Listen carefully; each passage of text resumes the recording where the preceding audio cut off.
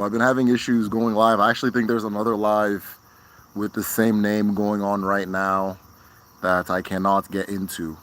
But we figured out how to get this thing going for today, and we are here. I don't have my normal stand. I'm just gonna hold it today. I'm just gonna hold it today. Who cares? All right, welcome, welcome, welcome. Who is in the house? Who is in the house? We are live. Who is all here? I'm wondering if I turn I have the comments off. There will. All right, let me see if I can get this posted on Patreon. We are gonna go ahead and begin once we get 10 people in the group. We're gonna begin with 10 people. I'm gonna go ahead and begin.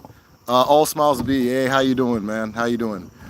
This is Derek O'Father with the Medicine Shell. I teach Igbo cosmology, known as Odinala, or Odinani, however you want to say it. For those of you who are new, what was I gonna say? Anyways, yeah, for those of you who are new, like I said, my name is Derek O'Father. I teach Odinala and Igbo. This is Ask Me Anything. I can answer any questions pertaining to Igbo spirituality and beyond. Anything that you feel like asking me, go ahead and ask me. For those of you who are new here, we are going to begin once we get to 10 people in the chat, whatever you want to call it. Once we get to 10 people, we're gonna begin. And then yeah, best way to I am out of it, by the way, guys. This one's I'm gonna see if we can make this one, but I'm very out of it.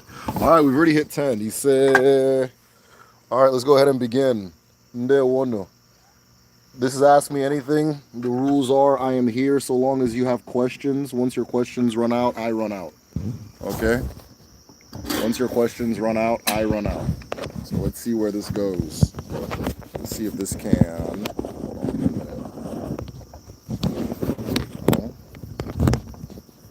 No. Mike. All right. Ndewo. Duran, good seeing your name. Ndewo one. Aurora. Ndewo. Hey, Chidi, how are you? Ndewo.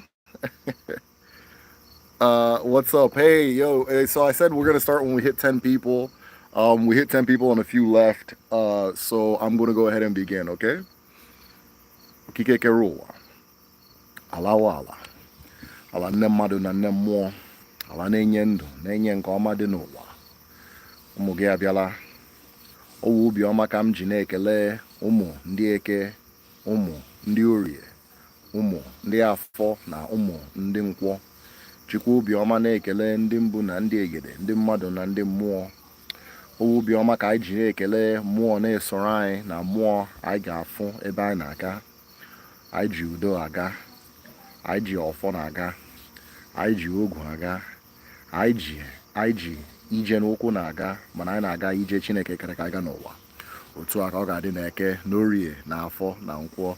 Ise, Rason, what's going on? Chidi, so nice to see you. I think that's Odugo, Ndewo. Duran, all smiles be, Ndewo. Ise. Ise.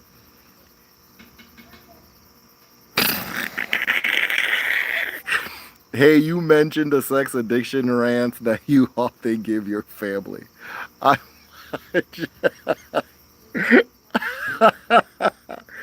hey, okay, typically the rules are you ask, I answer. I will answer this question later on.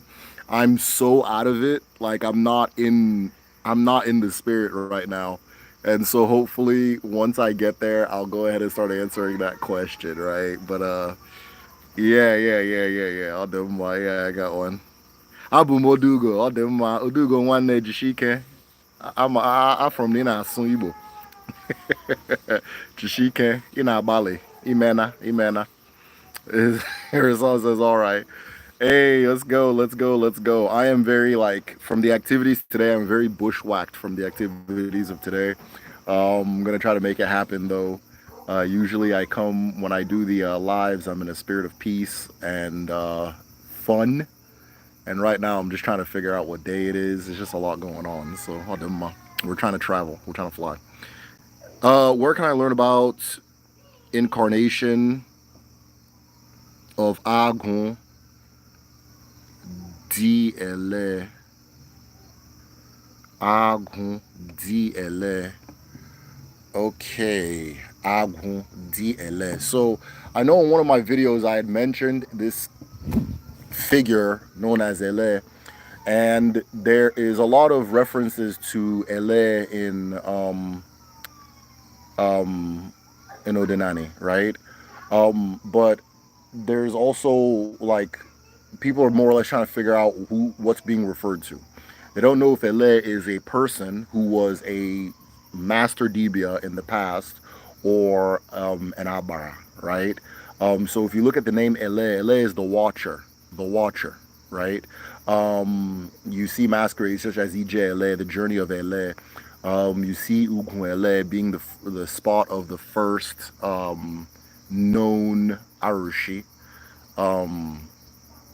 in the hills of Ugunele, and so forth. So people try to, even when like there was a situation in my town where somebody's all fall was destroyed, and they had to go to Ugunele to get one back, which was amazing because the artifacts at Ugunele are like 90,000 years old.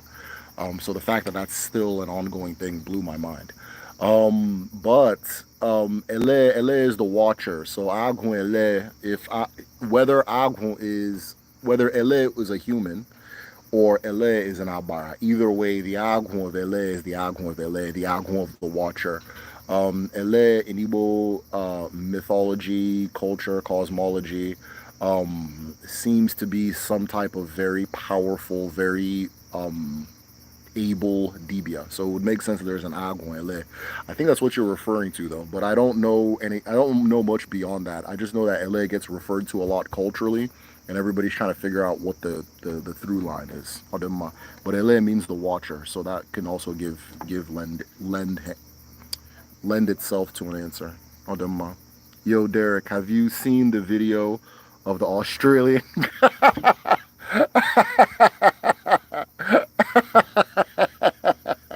Yeah, I saw the Australian girl breakdancing at the Olympics, which made me, you know, it's funny because I that actually inspired me. I didn't see a video, I saw clips, but it inspired me. I'm like, why don't I go to the Olympics then? If you just gotta sign up for something nobody else has signed up for, why don't I just go to the Olympics? So I'm trying to think of something I can do.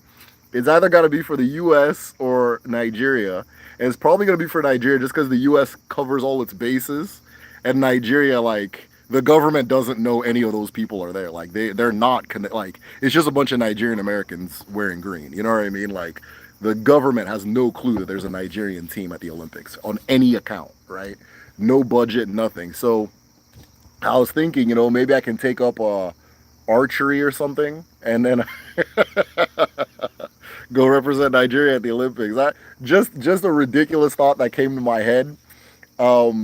And it amused me way too much for me to take it seriously. But we'll see. We'll see. Let's see how good I get at archery between now and the next 4 years. I haven't been to California before, so it would be a good excuse to go. But yeah, no, I saw clips of that Australian girl. That shit was funny as hell, man. She's crazy. She and her husband formed a council on breaking and banned all the brown Aussies. Whoa! Okay, ban all the brown Aussies who are better than her from entering the Olympics as reps. Okay, of course. Either way, I'm thinking about going to. If she can go to the Olympics, I'm thinking about going to the. I'll form my own council and go to the Olympics. But I'll do my. We'll see. I don't know. I think I'll be old by then though. 4 years. She's also a professor of dance, of course. So she wasn't being funny. She was dead serious. She was dead serious.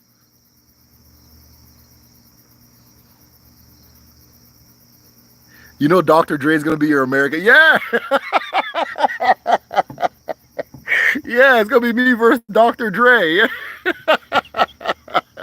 I literally thought, I was like, archery is pretty cool. Maybe I should learn archery and end up at the Olympics. Because again, two of my cousins were at the Olympics this last year.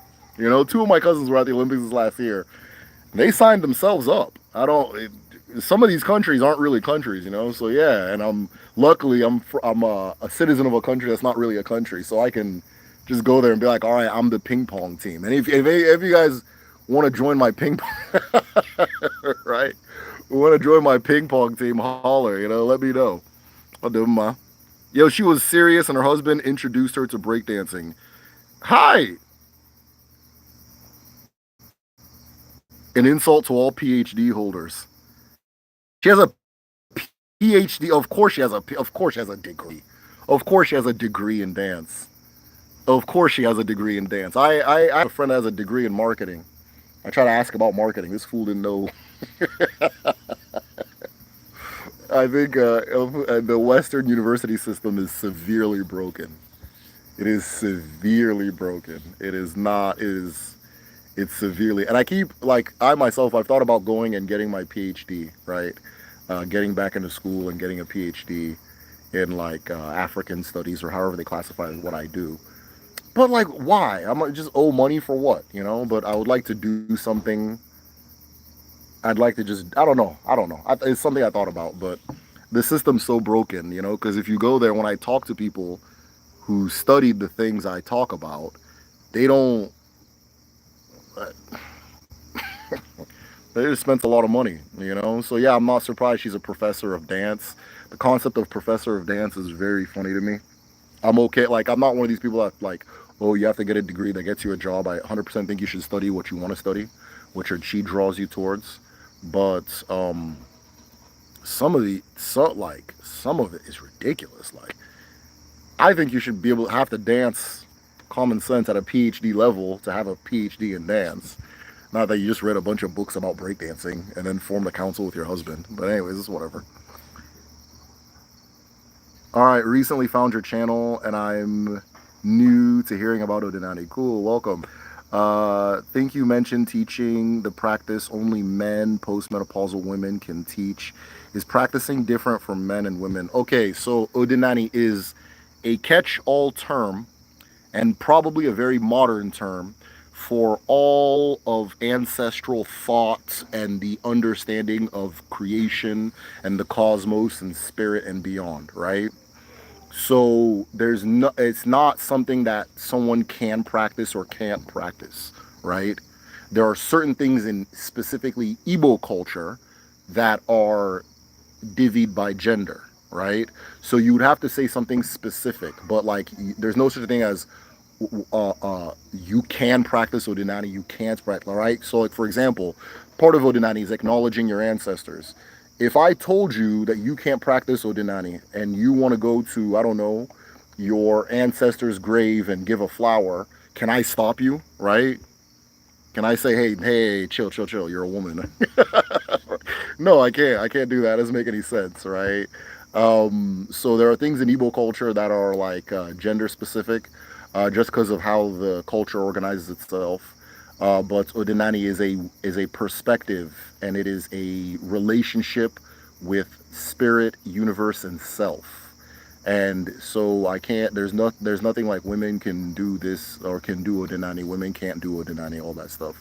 But if there's something specific that I referenced within Igbo culture, absolutely. There's a lot of things like that. So you'd have to tell me what I specifically said. Otherwise, anybody can learn the perspective and have the relationship, right? Part of Odinani is acknowledging all of the elements of creation, the personhood of all of the elements of creation, right? So if you give me, I always say this, if you give me a glass of water, I'll thank you. And in my own thinking as an Odinani person, I should also thank the river that has been giving me water since time immemorial and giving my ancestors water and things like that. So can somebody stop you from thanking a river? I don't think so, right? I don't think so. I'll do my. Hey, bud. Gotta boost that resume, yeah. Man, I'm telling you. Recently, okay, cool. I read that. What are your thoughts on Igbo? What are your thoughts, Igbo system, Igbo system of education? I have a lot of thoughts on that. I think that there's a lot that we can pull. I'm realistic enough to know that we can never just like wholesale bring something back, right? But I think there's a lot that we can pull from the ancestral understanding and approach to education that the whatever it is that we're doing now is just not serving us that well. And anybody who lives in Nigeria, anybody who lives at home, who has lived at home, will tell you the apprenticeship system has created more millionaires, even billionaires, if that's the goal, has created more millionaires and more billionaires than all of the colleges combined. Anybody who is a Nigerian, let me know, is this true or false? Is this true or false? If I go into apprenticeship, right, which is the traditional education mode, if I go into apprenticeship and I go into university, and my friend goes into university, between me and my friend, who has a better chance of, one, coming out competent at what I do, right? So if I go study dance, at, I don't know, University of Obafemi Awolowo or something like that, right? If I go to Obafemi Awolowo and I study dance and I go do apprenticeship with a master dancer, right? Who between the two of us do you, as somebody, let's say you live in Nigeria, who do you think will come out with a higher chance of knowing how to dance and dance well? Right? We already know this as a people, but there's this thing that, colonialism is funny. And I always try to tell people to examine what they call colonialism and how they approach it, because a lot of its strongest hands are invisible. And one of its strongest hands is you always have to go to the Western thing to validate whatever is going on. So in order for you to be an authority on dancing, you have to go to the university and get the blah blah blah blah. Once we get past that, past that particular thing, right? Once we get past that particular thinking and that particular way of seeing that, like, okay, if the person goes to the university, they're better than the person who didn't go to university, even though we are seeing with our own two eyes factual living evidence that the people who do the apprenticeship end up performing better economically, being more competent at the thing that they went to study, right? And also alleviating more poverty. Because if I do apprenticeship, by the time I die, I would have put at least 3 other people through apprenticeship. Normal. That's normal. But if I go get a degree, all I can do is go pressure you to go get a degree too, and maybe you go, maybe you don't, I don't know, maybe, and then after you do it, maybe it works, maybe it doesn't work, and that kind of thing, right? So we know that the Igbo system, as far as education goes, works and is better for the actual goals that people state education exists to deal with, right? Creating competence, poverty alleviation, what's the other one? And then wealth accumulation, right? Changing your station in life. All those things work better. So those are, I can go on and on, but those are my thoughts as far as that goes. But of course, we will never, or not going to say we'll never, I guess it's radical thinking to say, let's just do the thing that obviously works, right? It's just now that people started even talking about this apprentice thing as like something to celebrate. People used to laugh at people that went to do apprentice, and now they're your boss. Now they're your boss. Now they got to pay your medical bills and that kind of thing, right? And so now nobody's laughing anymore, But yeah. We know what works. We know what doesn't work. And some people are in love with what doesn't work because of the conditioning, But, if you're at home, just know the same way the university system seems outdated is the same way it's happening here in the U.S. So if you think this is the top of the mountain, it's the same thing over here, right? Only the difference is, by the time when you're done with the U.S. one, you owe $40,000 to $80,000, and who knows what'll happen after that? No guarantee of anything. Odinma.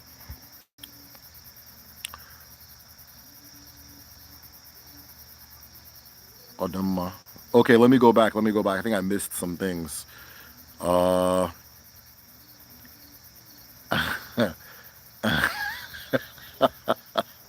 Hold on, I think I missed some question. Well, why did I get so off the thing?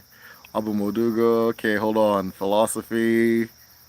Okay, I'm back to where I was at. Thoughts on the conversational society of philosophy? I don't know what that refers to. Uguay, if you can let me know what you're referring to, the conversational society of philosophy. If you can let me know what that means, I can answer a little bit better. I don't understand what you mean by that. Last question. When somebody reincarnates into many people, would each of those descendants remember themselves as one person? No. So, oh, maybe, right? But I've never seen it where they remember each other. But what you do see is these very common, like, just these, like, very strange common traits, right? Like, my uncle Kenneth passed away when we were living at home in, like, the early 90s, and he passed away. And for some reason, all of the kids he incarnated as all have a scar on their forehead, all of them, and it's all by accident. Like, these different accidents happen, then all of a sudden everybody has these scars on their forehead, right? They're all like creatives, like they're all very creative, they're all into the arts.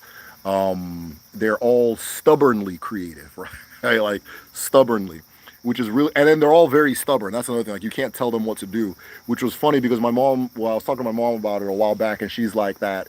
My uncle Kenneth played his life.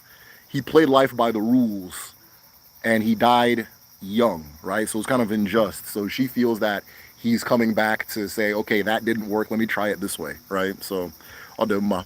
But they, I don't know if they'll see each other. I don't think they don't see each other as the same person, but they tend to click really easy, and they're inseparable when they're with each other, right? But I don't think they like consciously say. I mean, I consciously say it, and you know what I mean. Like, it's not like you look and then you're looking at Derek, right? Like, me and my cousin at Mecca, we both come back from the same person, and growing up, we were just kind of the same, especially interest wise. We used to like set up these like we used to just build these little worlds. Like, we had our own masquerade in Witcham, and the masquerade would go around town, and we'd collect the money. It was like our younger siblings that would be have to be in it, and we built it, and they'd have to go around town and they'd dance, and we get money, that kind of thing. We set up like a grasshopper fighting league. I don't know if I mean, those of you who are at home, remember, I think it's Ukushi Obanjala, the where you play football with the bottle caps. We had a whole league. We had a whole arena. Like, we were doing a lot. We used to build like, and we would just be occupied just in with each other's imagination, just day and night, day and night. If he ever caught something, like if he got sick, I'd get sick. Most of it, of course, because of contact, things like that. So yeah, the it kind of works that way. At the same time, because you're linked, whether you acknowledge it or not, there are things that we do culturally to make sure that that is navigated well. Like, we won't go to each other's funerals. That's one thing.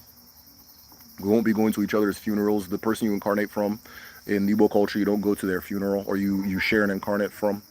You don't go to their funeral. I'm trying to think of some other ones. Um, yeah, that kind of thing. So I don't know if they'll see themselves as one person, but everybody else will see it. Oh, Metasol, Ndewo. Good, nice seeing your name. Uh, Hard to rep Nigeria in the Olympics, though. We be sending cyclists and forgetting. Yeah. Odugo, that's what I mean. That cyclist sent themselves. Trust me, trust me. That cyclist got up and sent themselves. The whole, it's not even a thing. It's not gonna happen, right? They don't know what's happening. Somebody allocated a budget for the Olympics. Another person said, I'll be having that, and they took it, and then everybody else sent themselves, bought their own equipment, made their own uniforms, did that whole thing. But I would imagine it should be reasonably easy to sign up as Team Nigeria for something, right? So, like I said, man, maybe I'll go there and be a pole vaulter, something. I got to learn how to do something in the next 4 years, or go head to head with Dr. Dre on these arrows. Odoma, she and her husband, for council. Okay, I read that part. Professor of dance got that part. Bring Ayo to the Olympics. And some of the PhD holders recently found it. Okay, I'm way back. All right, hold on. Trying to get a refund for my education as we speak. Yeah. So, like I said, I would like to do something with an external accolade. Does that make sense? Most of the things I do are in a world that I've kind of created, which I like and is nice. You know what I mean? but I want to try some other things. And then, like, growing up, school was extremely difficult for me, and so I want to know that I'm able to do that thing, right? It was very difficult for me. And it wasn't difficult that I didn't care. I cared, though, but I would act like I didn't care, but I did care. But it was very, very difficult for me, right? So I want to. It's a challenge, but then there's some ego there too. So, like, is ego worth that much money? I don't think so. So that's kind of what's holding me up. I'll do my. Uh, how important is it for one to know his or her onyowa? You can go through your whole life without knowing your onyowa and live a decent life. It's not like once you know it, it's what you do with it, right? Just like all forms of knowledge. Once you know it, it's what you do with it. For some people, it is more important to know than others, right? So, for example, some people just by nature know who they are and where they're going and what it is. And some of us, our chi created us to roam around and wonder and find it, right? Those two different people are going to have different levels of urgency as far as knowing their onyowa. Because once you know your onyowa, you begin to know your path. Once you know your onyowa, you begin to know your path. And then there are certain paths where it it cannot be done without your onyowa or your chiowa, as some people say, right? I try not to use that term, not to confuse people, but your onyowa. Your onyowa is, by the way, guys, your onyowa is who you were in the previous life, right? So all of that is a part of your ezumezu, your greater self, right? It's part of your greater self. And a person who is aware of their greater self and moving with their greater self is moving with purpose and intention and light, right? And by light, I mean like your light, your sun, right? That kind of thing. So yeah, it helps, but it helps. But if you don't know, you can still live a decent life. Odemma. You can also know and live a horrible life because maybe you didn't apply the knowledge in a reasonable way, right? Plenty of people know that cigarettes are bad. They still smoke cigarettes, right? In this cycle of life, death, reincarnation, being ancestor in life, death, what does Odinani say happens or is the process? Okay, life and death process. Odinma, thank you so much for that. So, the life or death process, right? A person, let's start with birth. A person is born, right? Now, the person who is born of four elements: your chi, your eke, your onyowa, or as somebody has already said here, your chiwa, your onyowa, or your agun. That third one can go by any of those names, right? And then your mo, which is your spirit, right? So you come into creation as those things. You live your life, you pass away. All of those things go their I don't want to say they're separate ways, but they return more nakedly to the essence that we're all from, right? So you know, anyways, they all go there to their where they belong. And your onyowa, that agun, that part of you that came back from a previous life, begins the journey of returning again. It is said by our people that in that journey of returning, it will cross two rivers, right? It will cross two rivers. This is represented by the paleness of a corpse and the paleness of a newborn baby. In the crossing of those two rivers, they are moving through Uwamiri, the world of water, right? And through water and earth, or a relationship of water and earth, they come back into existence. This is why the womb is full of water, it is full of darkness, and then it is, of course, it is within the earth, which, if you understand Odinani, you'll know that woman and earth are two manifestations of the same thing, right? And that's the cycle. Now, as far as being an ancestor, right? And anybody who receives a proper burial becomes an ancestor. Anybody who receives a proper burial becomes an ancestor. And so that's that. In being an ancestor, that's that. Your moi, right? When I told you that all those different parts go their different ways.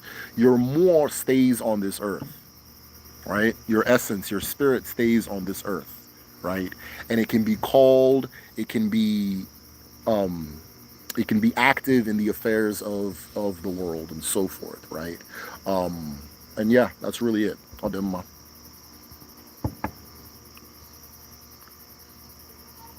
I've never died before, so this is all theory.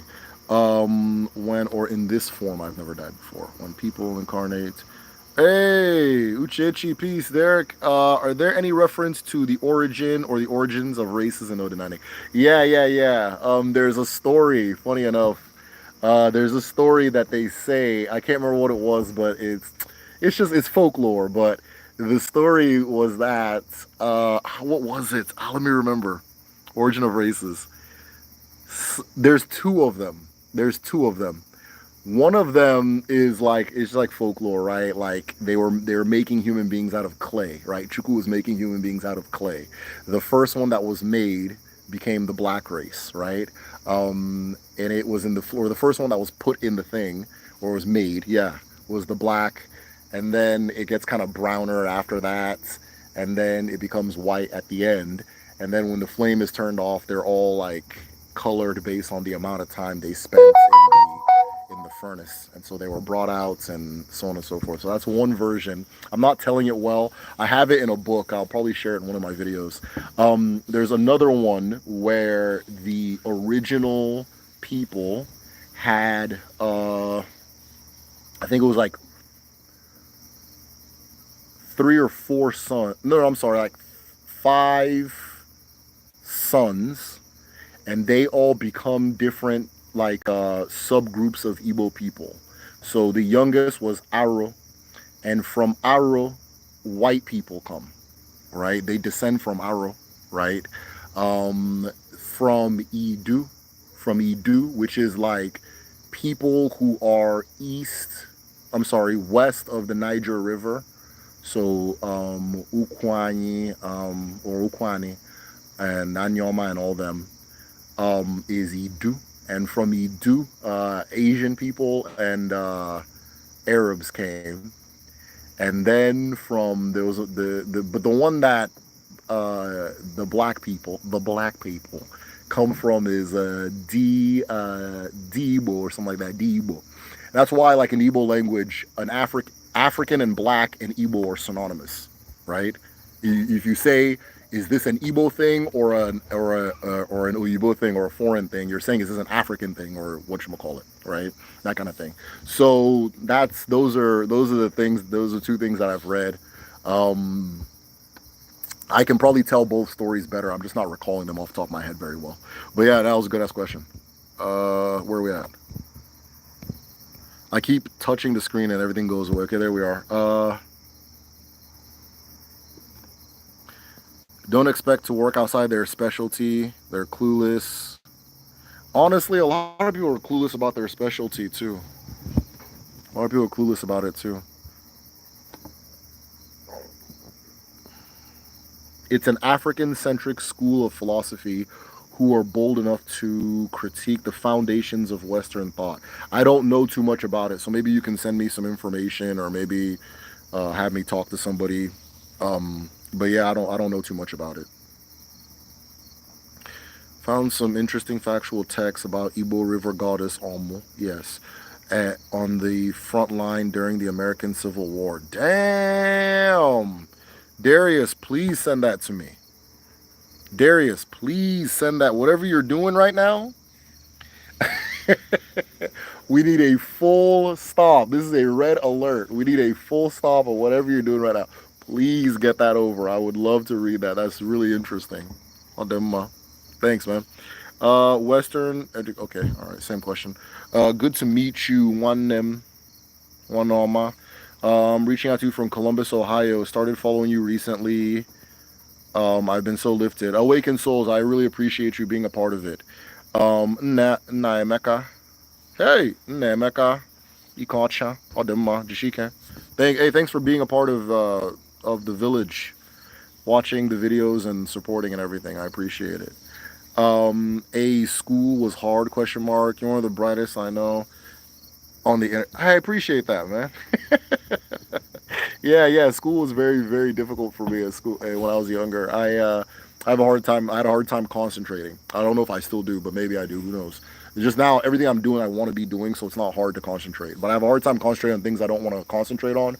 And then I also had this I was probably depressed a lot as a kid, and it was just from like a feeling of displacement. Like there was one year where I changed school like three times, and then I stopped caring. Like I just like I couldn't like you couldn't put something in front of me. I'd like, oh man, I gotta get this done by Friday. I didn't care. It just like everything just felt so like interchangeable, right? So yeah, I changed school like 3 times. I just kind of stopped caring. Um, and then I'm like a perfectionist, so like I have this like, or I have this trait where I'm a perfectionist, where like if I'm not like if I didn't feel like I can do something 100%, my brain just shuts off and I don't want to do any of it, right? Which I've worked on since and that kind of thing. So one of the reasons, this is the thing, one of the reasons I want to reconsider school is because I've identified these different things that I needed to work on, and be aware of and address and that kind of thing, shadow work, right? And I've done it, and I think I'm ready now, because I did care, I did want to try. And then of course I'm going to school like like in the rural Midwest, so yeah. So it wasn't a good thing. What would you get your PhD in? I don't know. I don't know. I don't know. Well, hold up. I just had a thought. Is being pale or passing through water's death a reference to being ashy? No, no. It's not a reference to being ashy. Babies tend to be lighter than their adult form, and then when you pass, there's like a grayish kind of pale tone to your color. So that's what's being referred to, right? That's what's being referred to.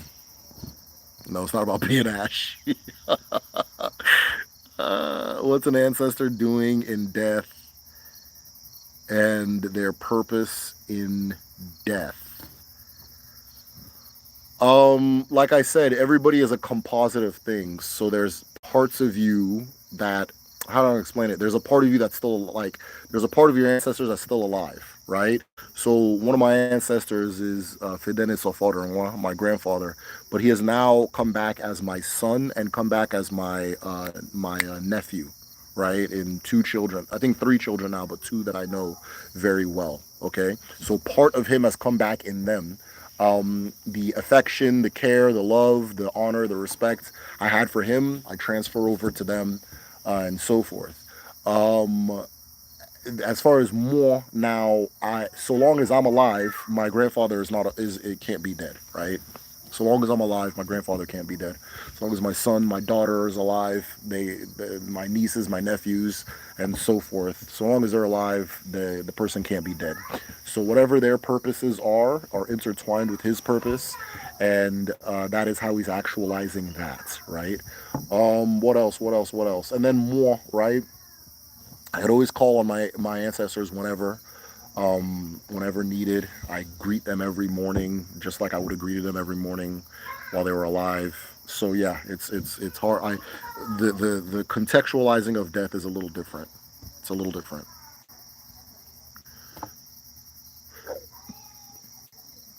Ben Real, the peacekeeper, and they won't want them. Is an overactive sex is an overactive sex drive a sign? I'm not mature enough for these questions, yo. Is an overactive sex drive sign of a spirit marine spouse? And for lack of better terms, would one's ezumezu cock block them from? Yeah, overactive or being like just being a what's the term?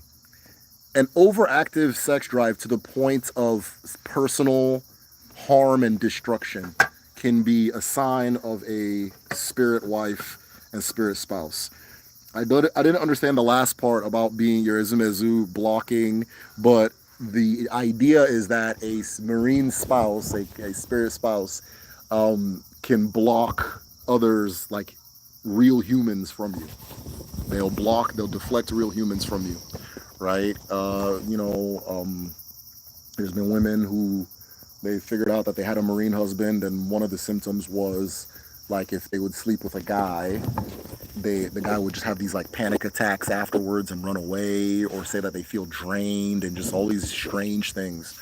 Um, and then they went and figured out what it was, and she moved on with her life, and she's doing okay now. But yeah, that's one of the symptoms is like irregular sexual behavior. But that doesn't mean irregular sexual behavior doesn't mean you have a marine spouse. It's just a marine spouse tends to cause that or can have that as one of their one of the symptoms of the affliction, or the situation, right? But it doesn't just mean that. There's obanje that there's obanje that's just what they're about, you know. So it's just different things. Hooking up with problematic partners. I don't know if they would bring problematic partners to you. They more so deflect everybody. They deflect everybody, right? Now, the some type of awareness in spirit rather than mind of this spouse might attract you to a specific type of man or a specific type of woman or anything in between, that kind of thing, right? You might be attracted to a specific type of person because you are of this configuration, and the to the point of it being an issue. Like everybody has a type, but to the point of it being a problem, right? That kind of thing, because maybe they reflect the nature of the spouse.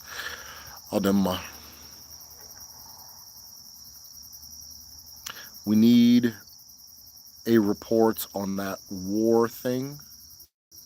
What war thing? I'm not understanding the reference. Darius, that's profound, please. Oh yes, yeah, that's dope. Yeah. Thumbnail is dope. Who's the artist, man? You know what? I don't know. I found it on thumbnail. I found it on Pinterest, and the artist wasn't cited. So I'm part of the problem of sharing the person's works without citing them. But anybody anytime I find the artist, I always make it known. I'll put it in the description, that kind of thing. But as of right now, I don't know. But yeah, it was really dope. I specifically picked it because it made me stop. So I'll do my PhD in linguistics is a useful one. Yeah, definitely. That'd be dope. That'd be dope. A seer in my village keeps telling me to go and know my chi. How do I know my chi? They're probably saying like go go know your chiwa, right? There's different DBS that can help you with that.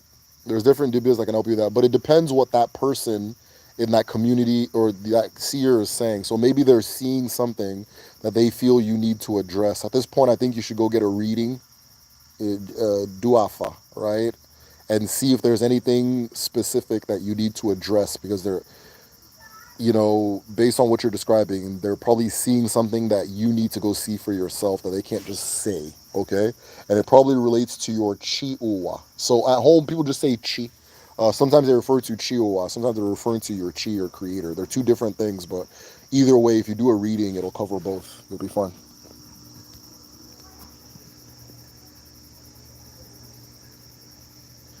Okay, all right. A lot of people blame Ndimiri for the.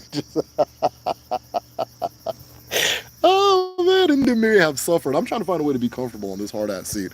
Ndimiri have suffered though. Yeah. No, people will blame Ndimiri, Ndimiri and Ndiuke on all their behavior.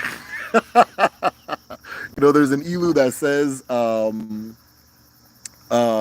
humanity blames all its abominations on Mbe the tortoise. For those who don't know, Mbe the tortoise is a character in Odinani, or not Odinani, Igbo culture, I guess. I don't know what it's called. Yeah, Odinani. In Odinani, that is it's just like a little folktale character that does tricks on people. Very tricky, very devious character. I tell my kids Mbe stories before going to bed. There's a whole bunch of stories about Mbe misbehaving. So there's an ilu that says humanity places all its abominations, or no, humanity commits abominations and says Mbe the tortoise did it. So yeah, that's not new. Is there any Igbo cosmological explanation for overeating, binge eating addiction? Okay, so many things can create a single outcome, right? Many things can create a single outcome. So what I'll do is I'll give you an example of a few things that can create this particular outcome. Things from your chi will not harm you. Things from your chi will not harm you.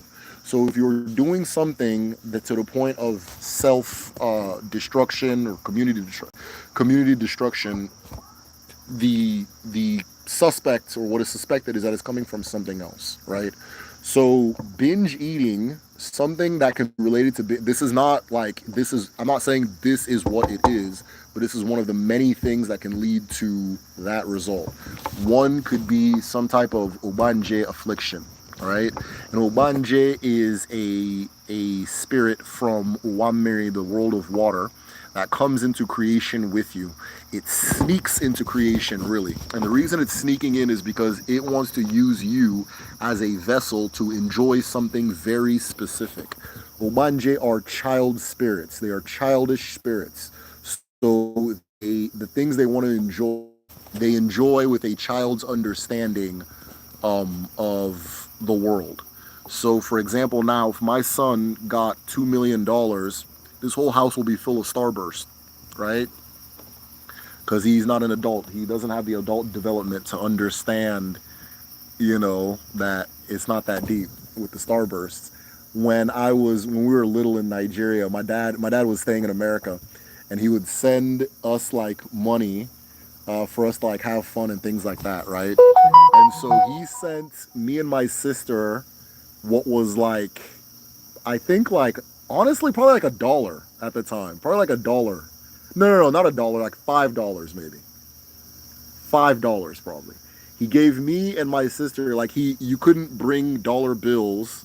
You couldn't bring dollar bills into Nigeria easily. So what he would do is he would sneak them into like toys. Like he'd open up the toy, put the money in there, and then send it, right? And it would just be for us to have fun. Like it's not like he'd buy mom the real money, and then he'd give us something to go have fun with. And $5 in the village will take you very far, especially in that time, right? Actually, no, probably take you further now. It will definitely take you further now, but it could take you far then, right? And so he'd give each of us $5, and he gave my younger brother at the time $20, right? And so we were like, "Yo, he's rich, a little baby." Gave him $20, and he took all $20 to go and buy peanuts. And we were supposed to wait to go to the city to change our dollars into naira. And he just took the dollars itself and went and bought peanuts. And he came back with this giant bag of peanuts. For reference, at the time, a fistful of peanuts, like a bag that's like a fist size, would be like less than a cent. Okay? Like a fist size of peanuts would be like less than a cent. A penny. So take that times 20, you'll know how many peanuts he got from the situation. And we got mad. Me and my sister got mad. We're yelling at him. Everybody's like, let him enjoy his money. Let him enjoy that kind of thing. But we were pissed that he wasted all that money on peanuts. But he was a 3-year-old, 4-year-old kid. That's what he wanted, So that's the same as far as Obanje goes. Is there's this childlike focus on things that are ordinarily like, just childish, right? Or things that might be adult, but they're approached from a childlike understanding of limits and how much to have and that kind of thing. So that can be one of them. Another one is there's this idea of the chi, right? And when you're away, like if you're disconnected from your chi, if you're on a different thing from your chi, there's an inclination to want to replace the feeling that it's supposed to give you, right? So in the West, they call it filling a void. You understand? So when you're away from your chi, you'll tend to find that addiction, you become susceptible to addiction because you're trying to fill that place, or you're trying to fill something there's something you're supposed to be filling. So that becomes addictive. Addictions are never about like the thing you're addicted to. It's the psychology you tie to what you're addicted to, right? It's the psychology you tie. My little schooling, that's one of the things I learned. It's the psychology you tie to the thing that you're addicted to. So that can be one of them, right? That can be one, but many reasons can lead to a single road. It could just be some type of, that's how the person grew up. It could be some type of general impulse control problem, a whole bunch of things. If it is an issue as far as a distancing from the chi and so forth, doing work with first realigning and then understanding and working with concepts of your omomo and your ikenga, both of those things would help. But there's a lot more to it, right? It's one of the reasons, like here in the West, a lot of like religion is very effective in helping people with addictions. It's proven very effective. It's the same thing I'm saying, right? Realignment with your chi. A lot of people. Okay, I already read that one.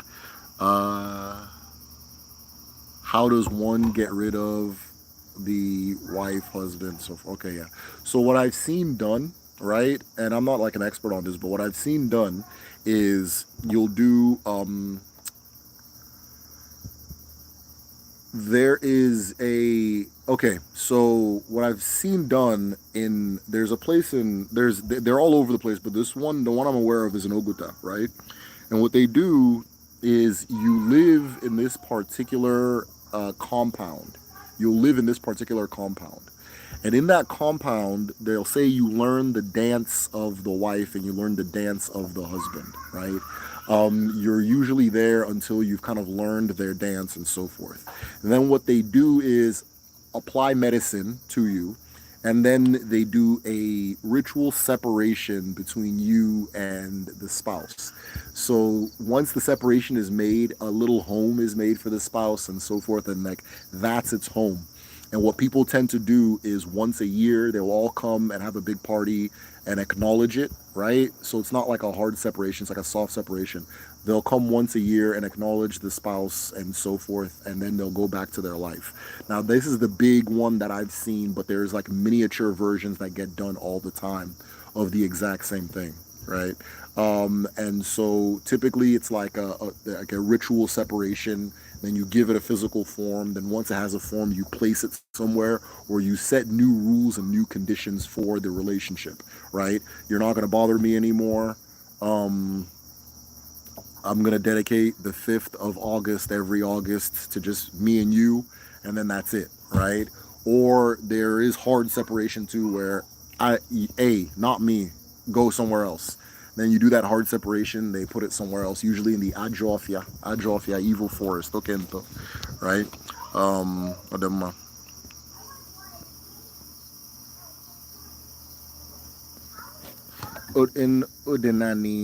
In Odinani, is there a spiritual world where all parts of spirit are a reflection of what they've done once they are living cycles? Okay, all right, all smiles. I'm gonna try to read that again.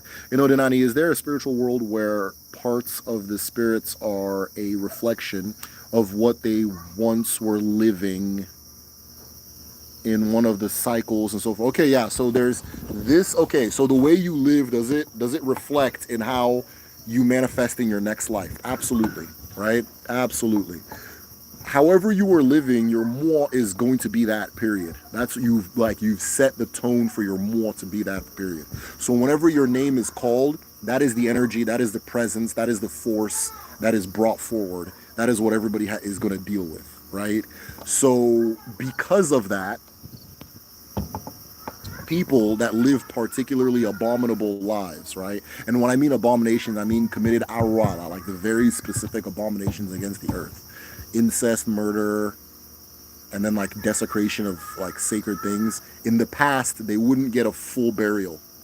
They would be like shrouded and then placed in the Adrofia, but they wouldn't get a full burial because you don't want that more to keep returning. You don't want that to keep being a part of the presence of the living. So that's one. Now, after that point, they are in the Adrofia. In a lot of communities, they'll have them all come out once a year by way of masquerade. They'll use masquerade to bring out all those spirits once a year so they can walk around the community and terrorize people. They get sent back when it's over, right? Just as a means of living peacefully with them, giving them their chance and that kind of thing. So that's one manifestation. Another one is when a person lives a particularly full, vibrant, strong, productive, like a life that their people consider as exemplary, right? They will incarnate in more children than average. So you'll get somebody that incarnates once into one or two children. You'll get another person that incarnates into like 15, right? And so forth, right? So there's those two particular things. It's both things are based on how the people you left behind feel about you. How the people you left behind feel about you. Because in order for you to return, you're returning through a living woman, right? A living woman. You understand? And she's not giving birth to her mortal enemies and so forth, right? That kind of thing.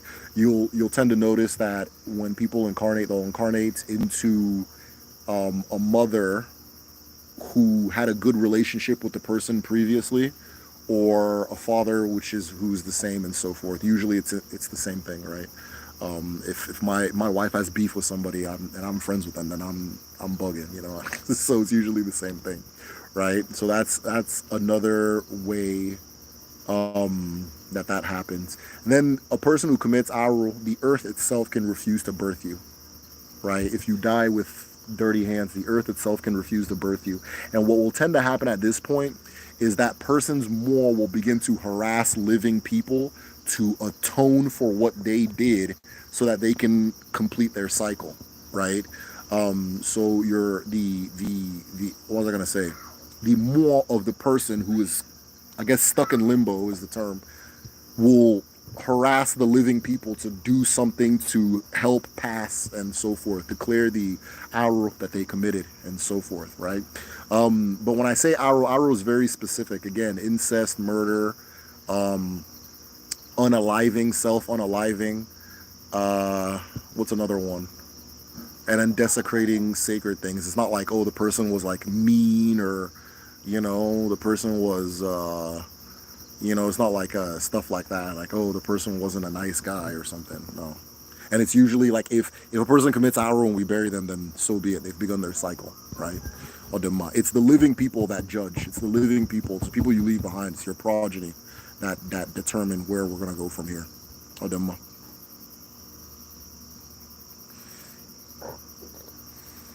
All right, where are we at? Where are we at?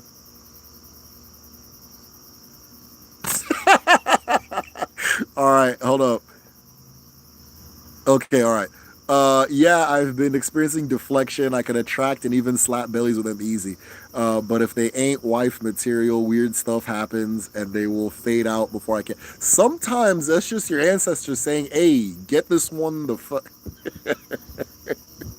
Sometimes it's just your ancestors saying, nah, no. There was, my wife is going to lose her mind if I tell this story because she's very private, but I'm going to go ahead and tell it anyways. So our wedding was so chaotic that by the end of the day, we were both very upset with each other. We were both very upset. And so she comes back to my home in the village, and, you know, we're sleeping, but we're not really talking to each other. And her plan was that she was going to go to Lagos when she woke up, right? And we were both under a lot of pressure, and the communication just fell apart and so forth, right? It was a disaster. Those of you who want to get married at home, go home and organize your wedding, and then have it. Don't leave it in the hands of the people, right? And so her plan was to go back to Lagos in the morning. And she said she had a dream where all these old women came out of the bedroom door and started holding her down on the bed.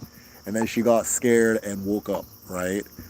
And again, around that time, we were both having a lot of very interesting dreams when we were at home at that time. We were having both a lot of very interesting dreams, and that was one of them. So sometimes it's your ancestors, particularly your mothers, your matrons, your female ancestors, do not play about you and your love life. So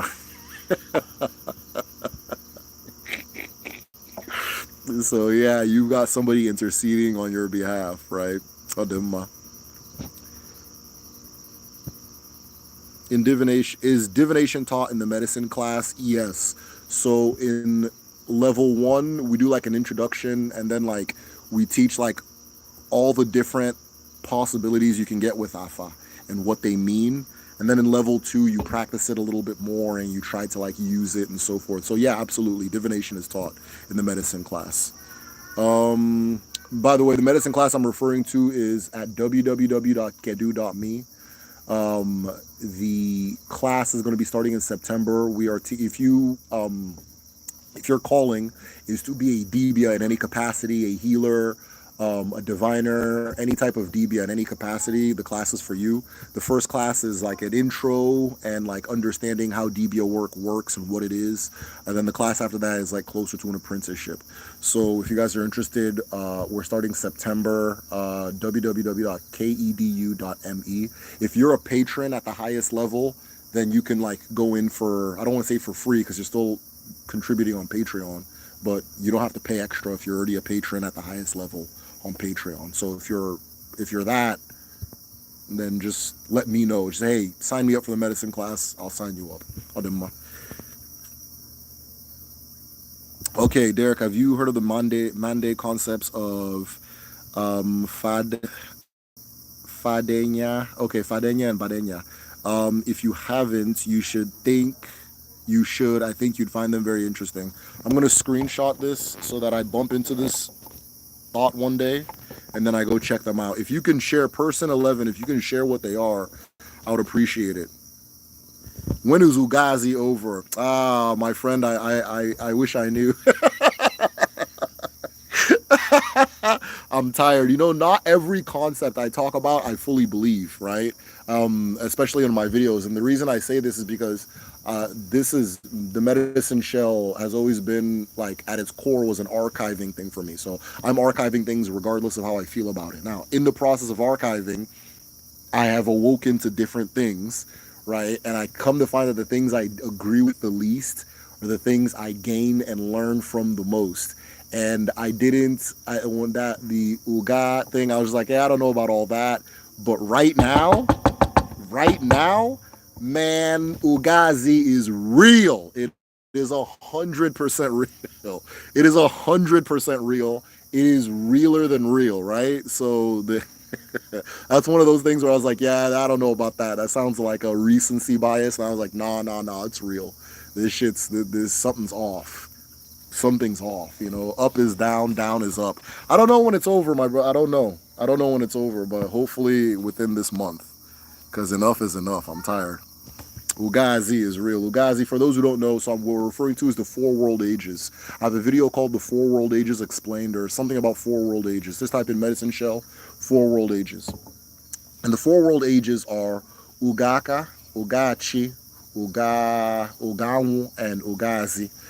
In the very first world age is Ugaka.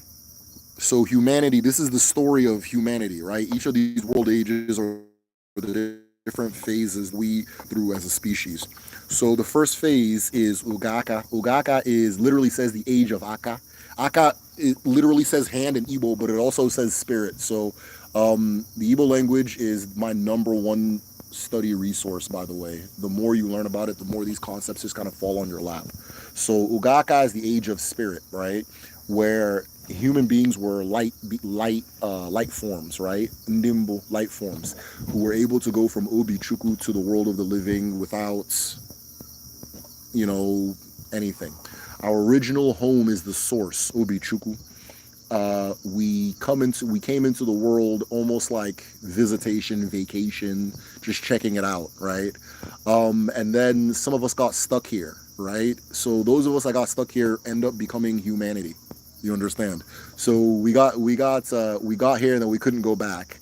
And then as we were here in Ugaka, we didn't need to eat, right? As lights, you don't need to like cook food, right? So in this age, human beings did not need to eat. They did not need to do a whole lot of these different little human things. Slowly but surely, our light superpowers, I guess, get shed from us, and then we become earth beings, right? So the big idea is that we go from eating from the sky, from Chukwu, to eating from Allah, the mother, right? And so now we plant food and we eat it, and we eat things of the earth and that kind of thing. And this takes us into Ugachi. Ugachi is when we come into this human kind of awareness, this human existence, and we begin to try to figure out how to live and survive and thrive in this new reality.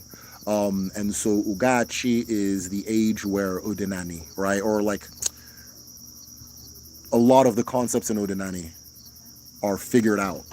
Now, of course, we carried a lot of it over from the light time, from Ugaka, but a lot of it, we start figuring it out, right? And then Ugawu is we figure it out to the point of mastery. This is the 3rd world age.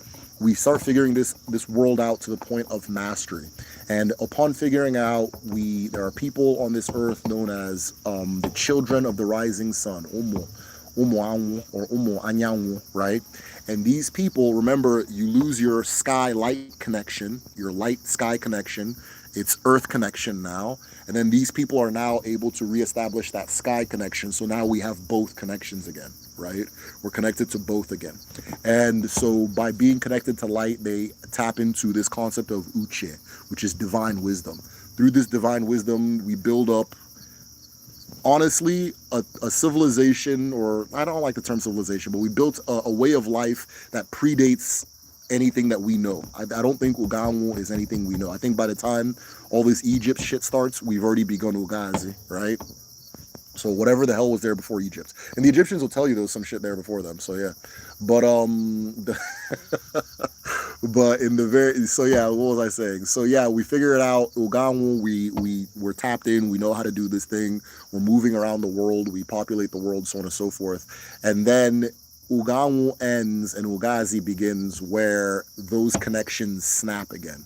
Connection to the light, connection to earth, they're both weakened, they go away. Or let me say this, they're still there, but we're not aware of them, right? Because that is still Ako, wisdom from earth, and Uche, wisdom from sky.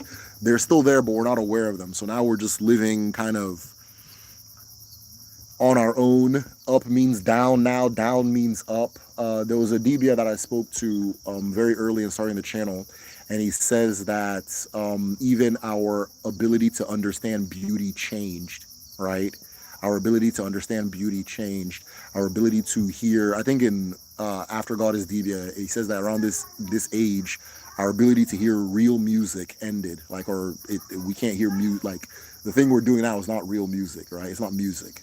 Our ability to see beauty, like we used to, like I was talking about before, one of the concepts in Odinani is this concept of akaraka, right? Where you get, I'm not gonna use my left hand, you get these etchings on the palm, and that they run through your entire body, and that they're almost like a map of your chi, of like your path in life. So through your palm, through all those lines, you know who a person is. Well, prior to Ugazi, people were able to just see it. Like, you can just see it, right? All of these senses that some people tend to have here and there, people were more tapped into in that time. And we use that to build the foundations of human life and lifestyle and that kind of thing. And so Ugazi is the age where the connection is gone again, right? And everything is backwards. And a lot of the Umuamu, those children of the rising sun, they chose to die with their knowledge. They did not want to pass on their knowledge because they saw what was coming, and they said that anything you put in the hands of the current people, they will use to kill each other, right? So I have this video, I think it's in the Arobina, no, it's not Arobinagon video.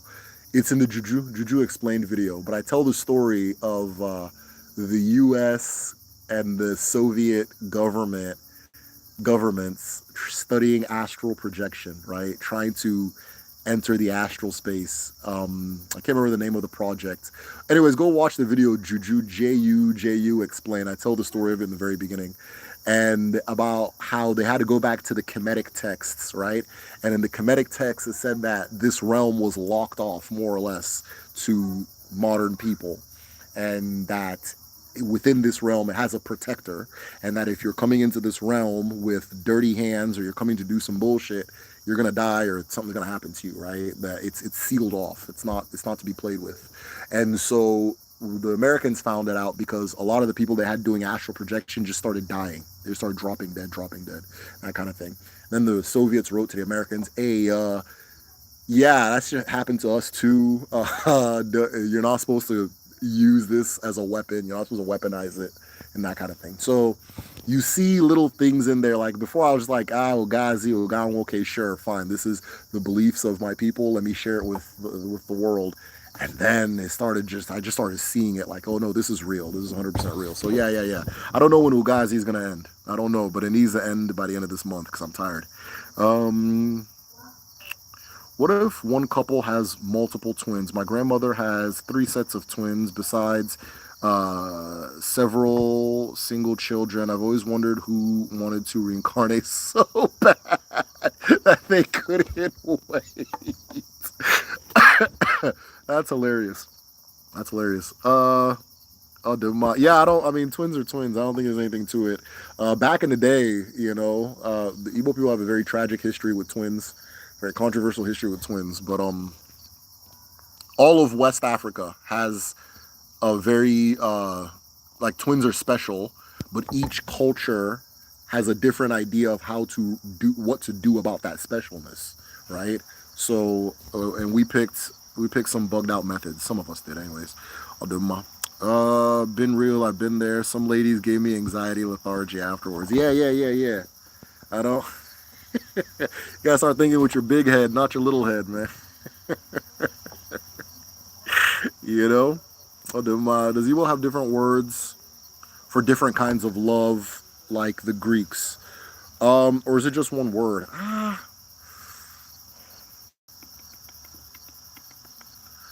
Yeah, so there's different words for different kinds of love, right? There's different words for different kinds of love. Like, um, any opinion. So I don't know if you've, person 11, sign up for Kedu, join the language class. So any opinion, let me put it this way. Any opinion or emotion you express in Igbo, you express it by personifying it, right? Or like specifically tying it to a body part, right?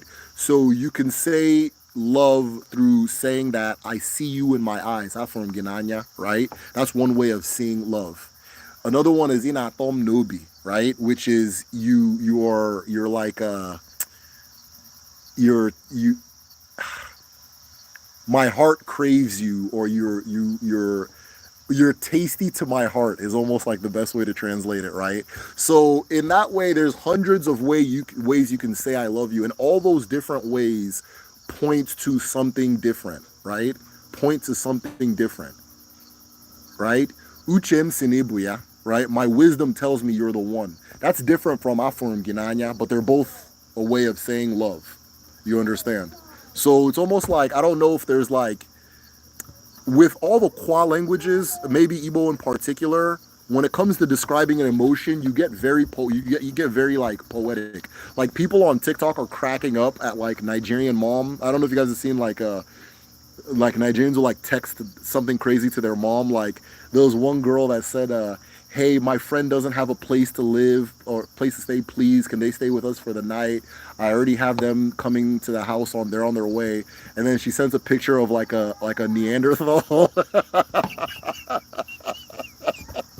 And then the mom says something along the lines that like the devil will not defeat me in this lifetime, things like that. Like there's these dramatic ass ways. Like wait, like if Nigerians really start insulting you, this shit sounds like Shakespeare, bro. Like you'll cry and laugh at the same time. But it comes from the languages. It comes from the languages because that's how you express emotions, right? It's just how you just like find a poetic kind of metaphor to say it. You understand? It's like rapping. It's like rapping, right? So some people are really good at it. Like they can like say something like "damn," like Tupac. My only fear of death is reincarnation. Most people would just say, I'm kind of having a bad day. That kind of thing. So it gets dramatic, right? So there's almost like an infinite amount of ways to say you love somebody, but like the kind of love, the romantic, Afrom Ginanya, but you can say that Uchem Sinebuya, Obim, this and this and that, right? Any girl that's been toasted by like a by a real proper son of the soil will know that they'll just throw some sentences at your ass. So yeah, there's different types of love, and you can get very nuanced when it comes to speaking Igbo. So hey, hola. Hey guys. All right, so this is the part where my kids take over. Hey Namdi, how you doing, bud? I'm doing good. Cool. All right, let me go back. All right, where are we at? People have different words for love. Okay, so when we're talking to our ancestors, are you talking to the whole of them, carrying on? You're talking to the whole of them when you talk to them, but if you need like someone to intercede, you're talking to their spirit. So when you're greeting your ancestors, you're greeting the whole of them. But if you need if you need to deal with them in real time, right now, to be visited by dream, either sleeping dream or waking, I think it's a full moon. But yeah, so to intercede, that's more. They can still intercede. We can all intercede with more when we pass. It's an airplane. Let me focus on this, sir. Sure. Odinani.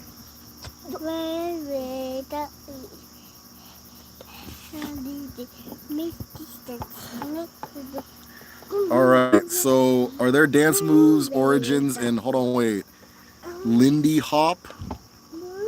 I've been researching Lindy and hit a wall. It seems to be Creole. Hey, creative, you're gonna have to let me know what Lindy is. I don't know what that is.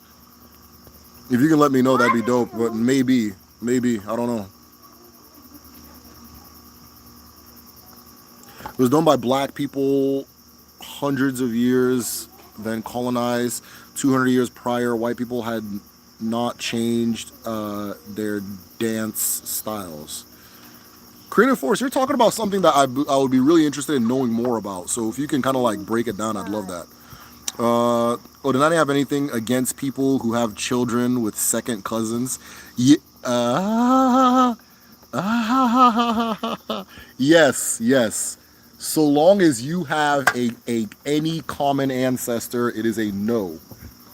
Second cousin, first. There's nothing like cousin in the Igbo language. The word for cousin is sibling. Is one. The word for cousin is one. It's the same thing as your brother. So any common ancestor, what? So if it can be identified, my uncle got married, or he was about to get married. They went to go investigate his wife because they look so much alike. My uncle, not your uncle. All right, Nande. So because they look so much alike, they went to go investigate and they found out, they're not related at all. But it was just funny because if you see my uncle and his wife, they look like twins. Yeah, no common ancestor whatsoever. It's not a genetic thing. It's like a spiritual. It's not gene. Summarize, Mande people are polygamists. So fadenya is a social philosophical concept of brothers with the same father but different moms, leading to both negative, positive. Okay, yeah. So yeah, that's unless there's more to it than what you presented, which obviously there is. I'm not. It's impossible to break down an entire culture in like a post. Unless there's more to it, that's very common with polygamous families. So a lot of people think that Igbo people stopped polygamy because of colonialism. It was honestly because it was a headache. It was a headache. It leads to too many conflicts. And that's why people theorize that there was a prior point where it wasn't as common. But it leads to a lot of conflicts. It's a very difficult thing to manage. My wife's great-grandfather was like an arch polygamist. He was a very powerful dibia, and people were so afraid of him that they would want him to marry their daughter so that they can be safe from him. And so he had over 20 wives, and when he died, all of his wives' children, they just scattered to the different ends of the earth. They don't talk to each other, they don't deal with each other. His son, also polygamist, there's a lot of family, according to her, she told me, till this day, the family, like, they're all very resentful, or maybe not like, they all have beef with, a lot of them have beef with her dad because he was the one that the dad invested his resources into. And, man, polygamy is just very difficult to navigate. That's what people are just like, yeah, this is a headache, I'm good. And that was really killed it off, that kind of thing. Like my great-grandfather had 2 wives, and then his son, who wasn't Christian, nothing, just decided that shit didn't make any sense. So just because of what he saw growing up, a lot of intention fighting. People always like, oh, we got to go back to polygamy. That's the original African way. People do that whole thing. If it works for you, cool. But it's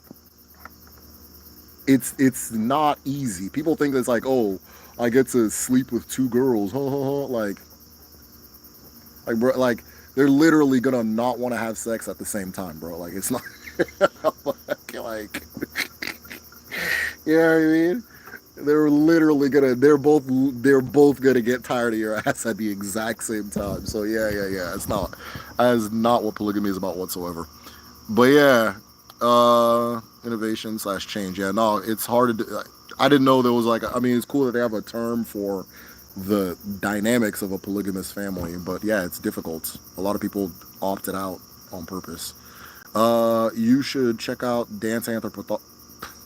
You should check out dance anthropology writings with Dr. Katrina Hazard Donald. She has a book specifically on juking, I think. Okay, that's dope. I'm gonna screenshot this so that I run into it later. Cool.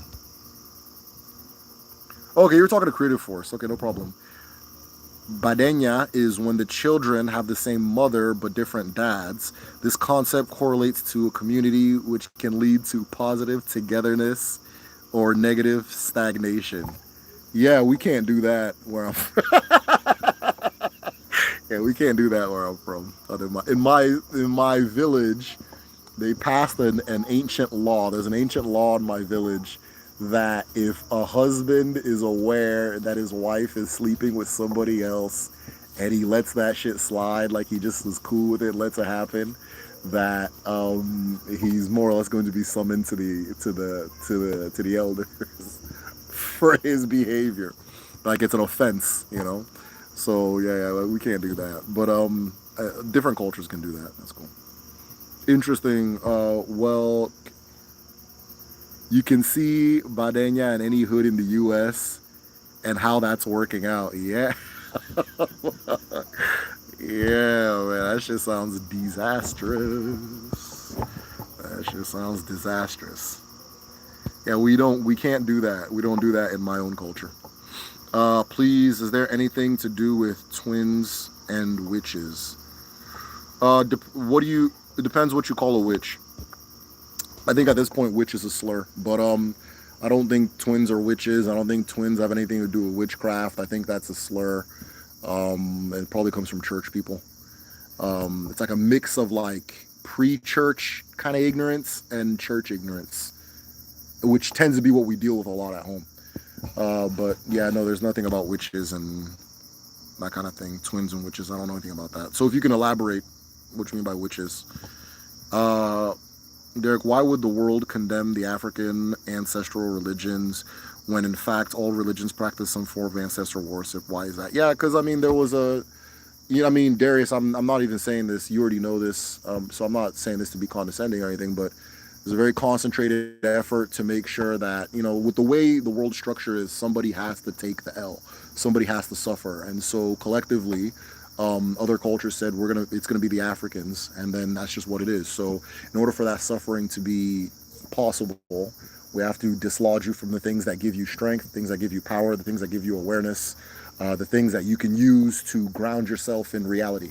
So we're gonna dislodge you from that, and we're gonna give you some shit that we're trying to throw away ourselves, and that's where we're at, you know. But I think, you know, the tide's turning. There's nothing like you know, the term ancestor is funny because everything is ancestor worship, right? Every single thing is ancestor worship, right? Like, for example, now, what makes the Constitution other than the fact that the ancestors wrote it? This, I'm talking to Americans, right? The answer, not mine, you know. Honestly, all their descendants are black now, you know what I mean? So like, yeah, I'll go ahead and call them the ancestors. All their descendants are U.S. Census black now, you know, considered black now. So yeah, what makes the Constitution a Constitution other than the fact that the ancestors wrote it? What makes a law other than the fact that the ancestors wrote it? Anytime we want to make a law, we refer back to what the ancestors were saying. Okay, this is what the ancestors said. Okay, bet. So this is how we're going to structure this, so on and so forth, right?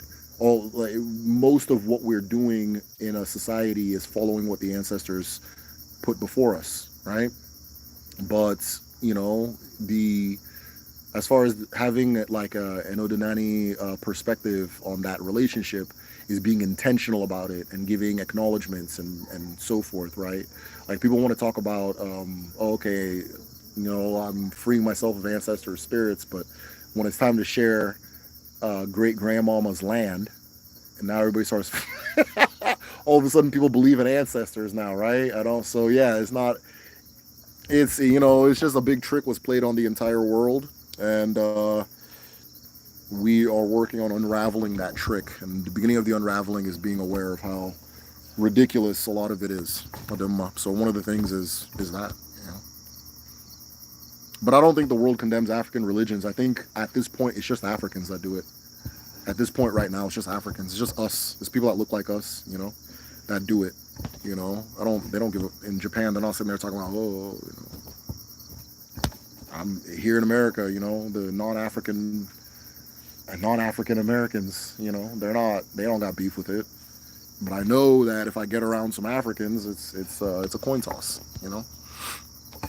Low key, I got a neighbor right here that always comes to walk their dog or like let their dog out right when I go live. And so some days I'll be late as far as going live. Like I'll instead of starting at 8:30, I'll start like 8:40. They'll come out 8:30ish. No, let's say 27. And they'll go back and they'll come back out again 8:40. It's like, damn, that dog really got to piss, huh? Low key. I think my neighbor be fucking trying to tap in. So yeah.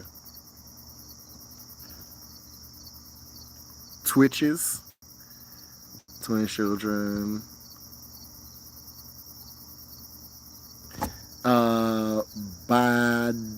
Badenya is not working out well in any hood I've ever lived in.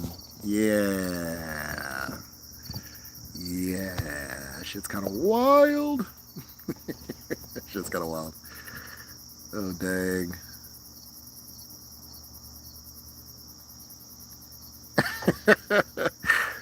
My sentiments exactly, especially not with children on high protein diets. Wait, what?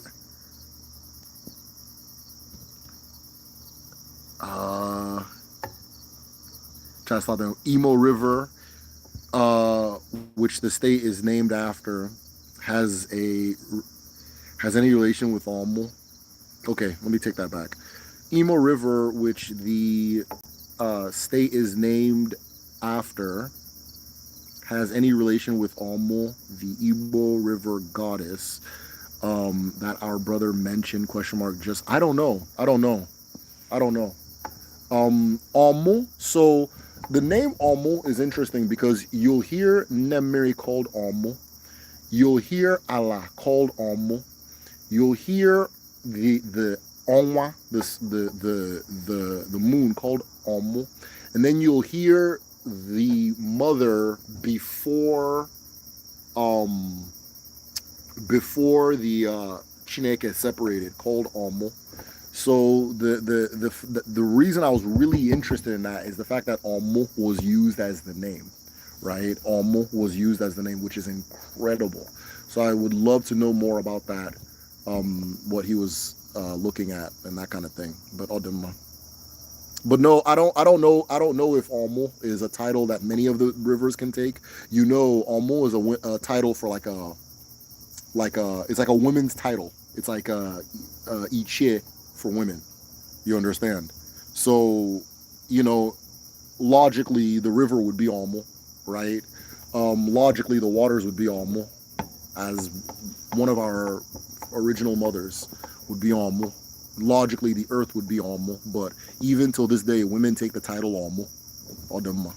So yeah, I really want to hear that. Darius, if you got whatever it is, I know you're a busy man, you got things going on. We need those documents, man. I want to read that. Grandparents are polygamous. All my uncles and father were like, hell no. Yeah. My dad asked my father why, and they all said it's a headache. My mom wants to write a book. Oh, that's hilarious. Yeah. Every single family. A good friend of mine, he's Edo. He can't even go back to Nigeria because he said that his family, like once his mom passed, his family scattered so much from like them having issues with each other that if he goes back to Nigeria, there would be nobody for him to interact with. You understand? Everybody the family just dissipated, So yeah.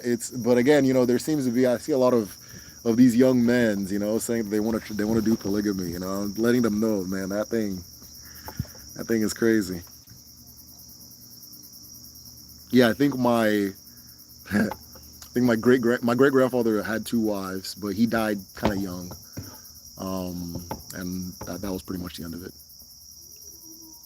Poly is difficult, but it's not impossible. It's better if all partners have their own house, property, and communicate. Okay, but one of the issues with polygamy is the jealousy, right? Is jealousy becomes an issue, priority becomes an issue, and then it's almost like there's some conflicts you have with your spouse that you really need to just sit in that fire and sit it out. Um, are you gonna do that if you can just go to the other house? Like, man, I ain't trying to hear this.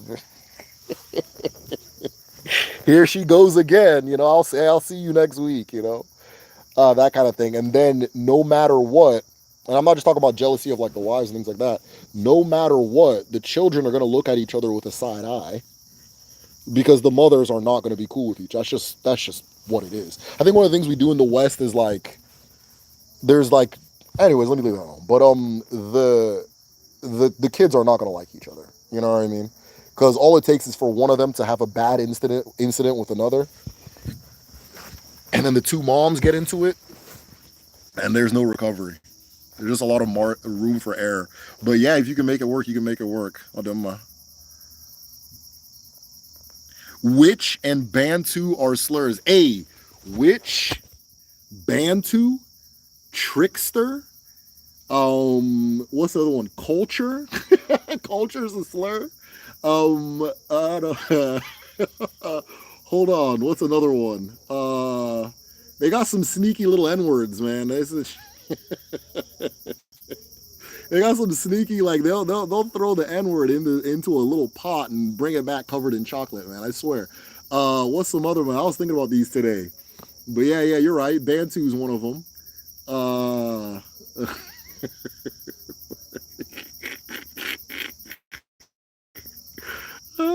shit. But there was a couple of them. I was like, yo, that shit's a slur. This person's trying to call me something, talking about uh what's another one? Like I'm writing a book and like I'm trying to make sure that like because it has a lot of characters and a lot of moving parts, and so I want to make sure it's like understandable. So I put it into Chat GPT. I'm never doing this again. And I was like, okay, explain what's happening in this chapter. And everything was like in the cultural, the culture. So I was like, well, what the fuck? So I was like, okay, what are some other books that are like this? And it was like Chinawa Chibe, Chimamanda Cho. I'm like, I was like, okay, hold on. So I took like who's this Faust? I think he's like French or some bullshit. And I posted his thing. I was like, interpret this. ChatGPT didn't say culture. No, it wasn't Faust. It was 1984, the George Orwell, 1984. I took a part of it and I posted it, right? And it was just like the universal means white in like in academics. Right. So it was like university. And I'm like, why is that shit cultural, blah, blah, blah. But then this one is universal. When 1984 is like peak American thinking. Like that's just the most, all the shit Americans would be. It's just very, very culturally American. Very, very culturally. If you know, if these books cool, if you don't, cool. You know what I mean? So why do you keep using this word culture on me? And me and ChatGPT, I was arguing with them. I was like, bro, like, you got to let this race thing go, bro. But yeah. So culture, that's one. That's kind of, I'm getting suspicious of that. I'll still use it, but you know what I mean? There's a couple of little slurs that they be sneaking on you, you know? Witch. What do we mean by that? What do we mean by witch, you know? Well, you do the African thing? That's a witch? Oh, okay. All right. That kind of thing. Yeah, Bantu means people. Absolutely. It means the people. And there's something there, but that's not how it's used, right? That's not how it's used. And then people who tend to need to use the phrase a lot are very suspicious. People who tend to need to use the phrase a lot. You can live in Nigeria for 10 years, you'll never hear that phrase. You go to South Africa, you'll hear that shit a lot. You go to Somalia, you'll hear that shit a lot. So it's like, You go to North Africa, you'll hear that shit a lot. So it's, interesting, you know? Maybe they say it in Cameroon a lot. I don't know. I don't think, but I'm telling you, my own experience, never heard that shit. And then anytime like a South African is talking, it's always bok, bok, bok. Like, that's interesting. Okay, what do you mean by that? Oh, okay, let me get this straight. So the majority of you guys are the Bantu settlers, right? So you're not really from here either, right? Oh, okay, you're just everybody's just kind of moving in here, right? Oh, okay, I get it. That's what suspicious. It's suspicious, right? Anytime you start seeing these words fly around, you gotta be like, okay, what is that? What is that flying in the air there, right? It's never what it's supposed to, or not never. It's often not what it's supposed to be. So yeah, there's a lot of little sneaky slurs that I'm being aware of, right? Yeah, like all my shows was just culture. I'm like, bro, like that's not what's going on, bro. Tell me what's going on in the story. Like anytime I see like an interpretation of things fall apart, Chinua things fall apart. Any interpretation is always culture, the tradition, culture. It's like this is not an anthropological book. This is about a guy with insecurities. Like, can we just talk about the story? No, you can't, because you know the alarm's going off on the head, but you can't say what the alarm's saying. So you gotta use words like tradition, culture. Now, again, I'm gonna still use tradition. I'm gonna still use culture because those words actually have a meaning. But when I start seeing them words fly around where they don't belong, I know what that means. The hardest thing is knowing how many relationships you can handle at once without neglecting the other ones. Okay, reticulated. That is a good point. What's Odinani's perspective specifically on the child from family? Hold on. The child from family that did not intentionally mean to have a child. This child being mistake to the there's nothing in it. I can't imagine an African culture that has a concept of a mistaken childbirth, right? I can't imagine sub-Saharan Africa. That's another one of them N words. sub, not south. Sub means below, not below like a direction, below like a ranking. You understand? Suboptimal. Submarine, below the water, right? What's another one? Sub-zero, below what is it? Sub-zero is not a direction. I can't go sub. Oh, which way is it? Head sub. What is that? It's not one of them N words, sub-Saharan. And then people that tend to use that phrase a lot. What do you mean, bro? What do you mean? But yeah. What was I gonna say? Getting suspicious of global south. Global south kind of that's like a nice N word, but I don't know. Maybe I'm just talking. Yeah, so African cultures, I could not imagine an African culture where you can have an accidental child. You understand? Every child that's born, I'm not just saying this like to hype up or whatever. Every child that's born they're supposed to be born. Whether you made the conscious decision or not, it's everybody who's born is supposed to be born, right? And so on top of that, everybody who's born is a blessing. And the child is not just like a member of a nuclear family. So if your parents we had this one on accident, which all your cousins and uncles and aunts and grandparents, did they make a mistake too? They just got a new family member. They're happy about it, right? So yeah, it's unimaginable that somebody would be born by accident. Like I think that like and maybe some Yoruba people can clarify this for me, but I believe in the past, and there was a certain culture in Yoruba land where you'd get the girl pregnant first, then you'd get married, and whoever got you pregnant would be your husband, right? Because that's literally like having the child is more important than the marriage in most African cultures, right? Having the child is more important than the marriage. Now the marriage is a precursor today, or most of the time, not even in the past, is a precursor to having the child. But if you get married and you're not having kids, then people are going to wonder what the hell you're doing. That's the mistake in their eye, right? That's the mistake. Right? So one of the things that was done in the past was you would try to get whoever you wanted to marry pregnant to even know if it's possible. Not everybody Not everybody gets pregnant, right? So you even know it was possible, and then you go get married, right? But this is just that's not everywhere. But yeah, there's no such a thing as like, oh, I had a kid on accident, right? Or mistake to the vest. I don't even. That doesn't. That just sounds like something that like like when white guys used to go work in them factories where they're losing their fingers and shit. Like they just get mad at me. You're a mistake. That sounds like some shit they made up, like a drunk white guy, like, ah, you're a mistake. What does that even mean? I don't know. No, you can't. Igbo culture, you can't really be a mistake of like. There's no such thing. I've been working on making my poop smell better. It's important. It's important. It's a sign of good health. It's a sign of good health. Beets. Do not underrate the value of beets. Beets. I've learned the wonders of beets. They're great.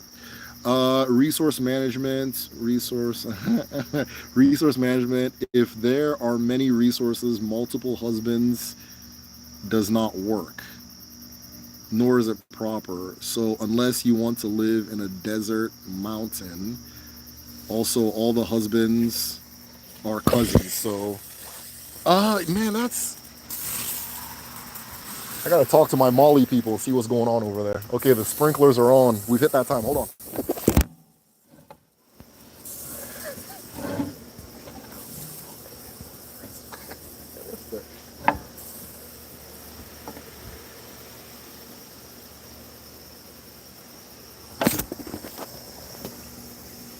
Anytime they mention feelings, that's the N word too, right? Like if you say like, hey, it's bad to like maybe shoot black kids or something, they'll be like, I understand people have different feelings about it. They'll use the word feeling. Like, bro, this is an ethical fact, bro. What are you talking about feeling, bro? Ain't that feeling word? That's an N word too. You gotta watch for them. Grandpa's genes got passed on regardless. Polyandry. All right, I gotta leave this place. This one's going strong. Hold on, guys. Give me a minute.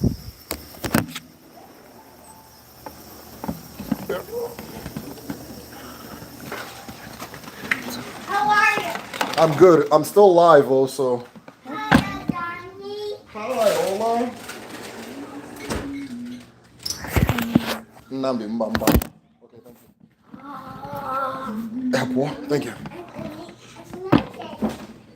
I'm coming, y'all. I'm coming. That little delicious stuff. Please wait.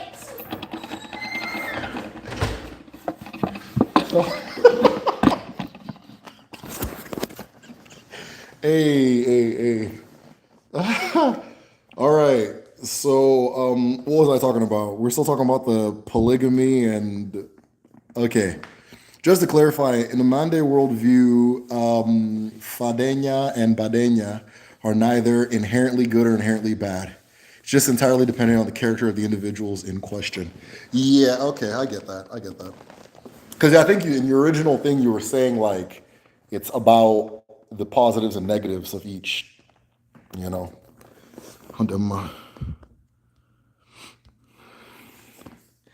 It, anyways, yeah, so.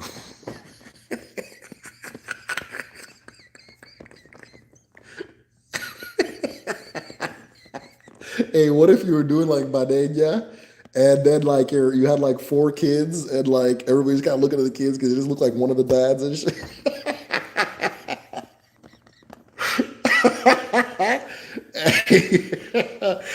Oh shit! No, I just had a funny scene in my head, man. We were just like, the fuck.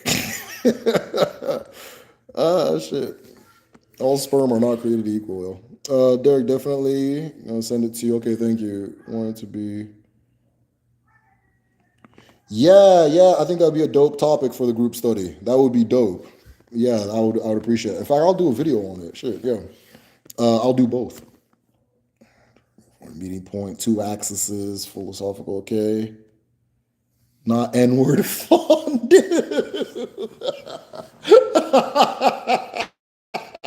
Hey, I'm stealing the term though. Yeah, they got a lot of N-word fondue.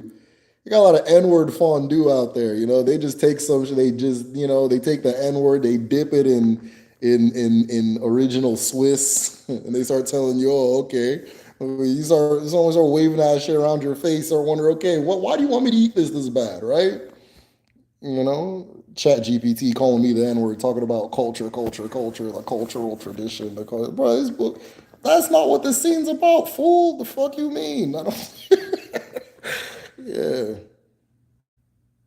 They say woke with a hard R. Oh, I mean a hard O, wink. Yeah, woke. Yeah, we know. We got N-word fondue all over woke. Yeah. There's N-word fondue all over woke. We know that one. That one's like, at this point, that shit is like, I almost feel like I was like damn near. I mean, I think it's neck and neck with the N-word with just like how blatant it is. You know? Like you're not gonna hear somebody say woke and not know, oh, okay, this guy is a hard rate. Like, I wonder what their views are. You know what I mean? Like, I mean, some people think like that. I don't know. Actual practice though. How mature is the character of? Honestly, yeah. You know, people always think that like people were more mature in the past, and I think that in some regards there were, but I don't know, man. I don't even know if that shit worked back then.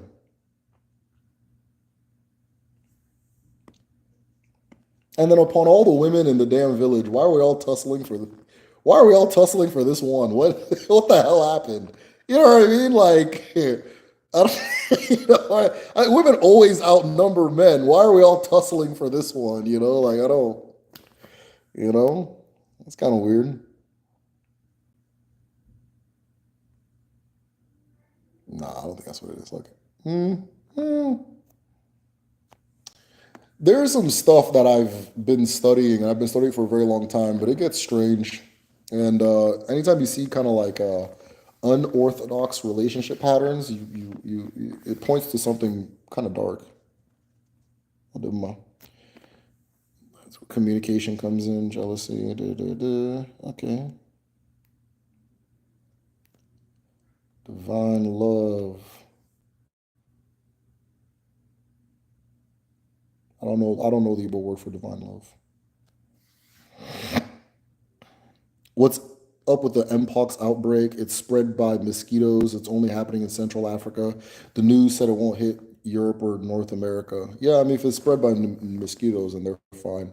I don't know. I'm just people getting sick, then they'll stop being sick. It's just, it's not a thing. You know, the news in just this is the thing. Everything is happening at the exact same time, right? Every single thing that can happen in the news is happening at the exact same time. But the news will just take a lens and just be like, look at this, you know what I mean? And then like all of a sudden it's we're supposed to act like it's a thing. You know what I mean? Like I remember, hey, this is one of those memories where I'm like I have these times in my life where like the older I get, I'll tell this story and I'll sound like like I'll people are gonna think I'm crazy. Like one of the things I love about Dick Gregory interviews because I feel like that's what I feel like that's where I'm going. But yeah, so I remember there was this news thing in Chicago. It was Chicago, right? And it was on CNN. This is back when I was younger. I used to take the news seriously because I was a dork. And I'm watching the news, and they were talking about that there's this UFO. There's these three lights outside the Chicago airport, and they were showing it. They just kept showing, and then the screen cut, and it was like a group of Mexicans running, and it said that there's Mexicans running across the border. And I remember at that point thinking, I'm like, well, I'm sure they always do that. And then we never stopped talking about immigration again. I'm not saying it's a cover up for aliens, right? But we never stopped talking about immigration again. Like, why did I bring up this story? Because again, that border is not a thing. You can just people go across it to do groceries all the time. It's nothing. It's not a thing. It's fake, right? It doesn't exist.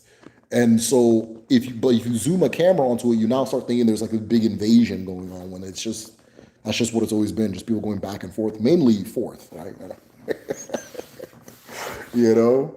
But yeah, so okay, and monkeypox outbreak, okay, maybe it's a slow news cycle. People get sick, and then they stop being sick. It's just part of Earth. It's not really news, right? It just sounds crazy. Monkeypox, the name just sounds crazy. Ebola, the names they sound They sound like some, some N-word fondue. It's like some N-word fondue, and N-word fondue makes for good television. So maybe there's people in Central Africa catching monkeypox, but it'll pass. They'll be all right. It's probably trending towards bad, conflicting ancestors. This okay, violent, disruptive. Okay, all right. They did not bring up Mpox again till after the Olympics. I'm really proud of myself because I told myself a few years ago I was gonna stop watching the news, and so sometimes people bring things up and like everybody knows what's going on. I'm just so happy not to know. Like I'm so happy that I didn't know there was an Mpox outbreak. You know what I mean? I didn't know. That's cool. Cases were in the U.S. in 2020. Yeah, all those anything from mosquitoes in the next 10 years is going to be common, at least in the southern United States. Do deities fight each other? There's stories. There's stories of them fighting each other. There's several stories of conflict. There's Chianeke. There are multiple versions of the story. Chi kills Eke, tears Eke apart, different things like that. There's another story about Agun and Moi. Agun and Moi. It's the same thing as the Chianeke story, but I'm going to save this for a video. But Agun and Moi are attached. They're two-headed. They're attached, and they're flying through the air. And Moi wants to levitate, but Agun keeps tickling Moi, and Moi keeps coming down. And because I don't want to tell a story like this, I feel like it's like ruining the bang, but whatever, I'll tell it now. And Agon is tickling Moi because they're both attached to each other. So Agon is descending. So then Moi, in order to ascend, rips Agon's head off and the rest of Agon's body. And the different parts of Agon's body form the different land formations and things like that. But that's just like mythology. There are like Nemiri. The general idea is that Nemiri and Allah, they have a supremacy, there's a supremacy issue between them because Nemiri it came before Allah, right? Miri came before Allah, but Allah incarnates from Miri's grandmother. If that makes sense. So it's like who's the boss, which people say is behind all these Obanje spirit husband issues. Like there's a conflict between the two of them. I didn't know. But yeah, there's several stories. There's stories of Allah and Igwe. It seems like Allah be beefing. Allah and Igwe. There's stories of Allah and Igwe having beef, having conflict. There's stories of Chuku. There's stories where Chuku's the villain. There's stories where Chuku's dumb. There's stories where there's this one story. I don't know if I've told it on the channel where I tell my kids before bed. I told this one to my kids, but Nemiri was going to overthrow Chuku because Chuku had everything that all the Abara had, but Nemiri had one thing that Chuku didn't have, which was that Nemiri was more beautiful than Chuku. And so she was going to use beauty to overcome Chuku. And so Nemiri goes and challenges Chuku to what Nigerians call a fashion parade, which is just a fashion show. Uh, Challenges into a fashion show where they just show off their outfits and that kind of thing. So Nemiri forms this outfit this outfit that Chuku could not match. It was just unmatchable. And Chuku had the bright idea to send Ogo Magana to go and let Nemiri know that he's ready for the competition. So Ogo Magana shows up and Nemiri opens the door.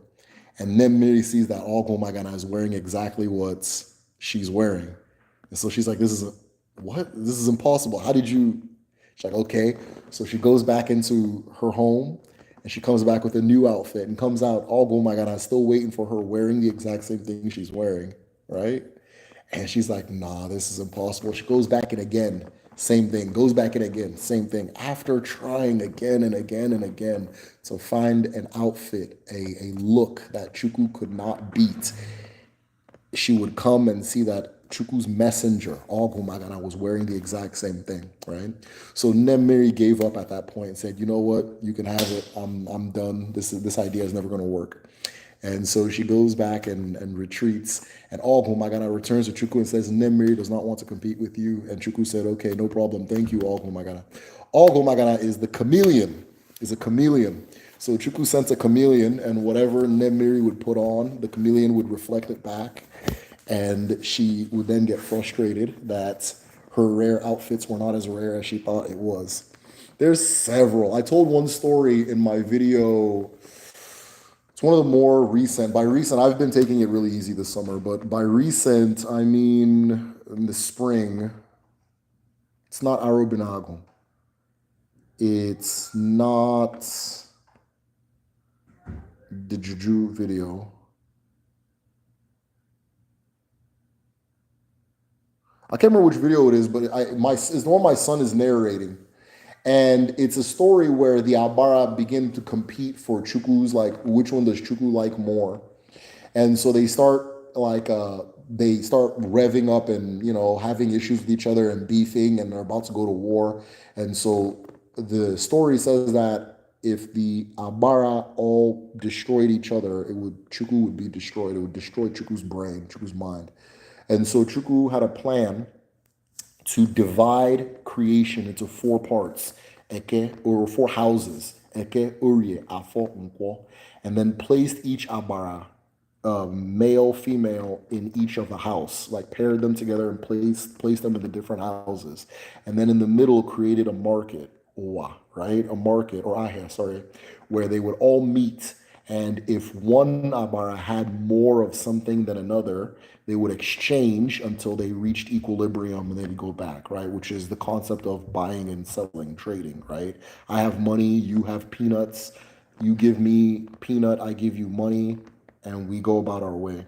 Where originally the things that made them different, they used to see it as superior, like, okay, I'm stronger, so I'm more superior. I'm more beautiful, so I'm more superior, that kind of thing. I'm not doing the story justice. I'll put it in videos and things like that. Or I already did put it in the video. And so that was one of the ways that the the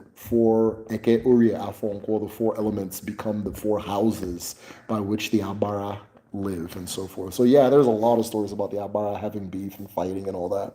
Thanks for the question.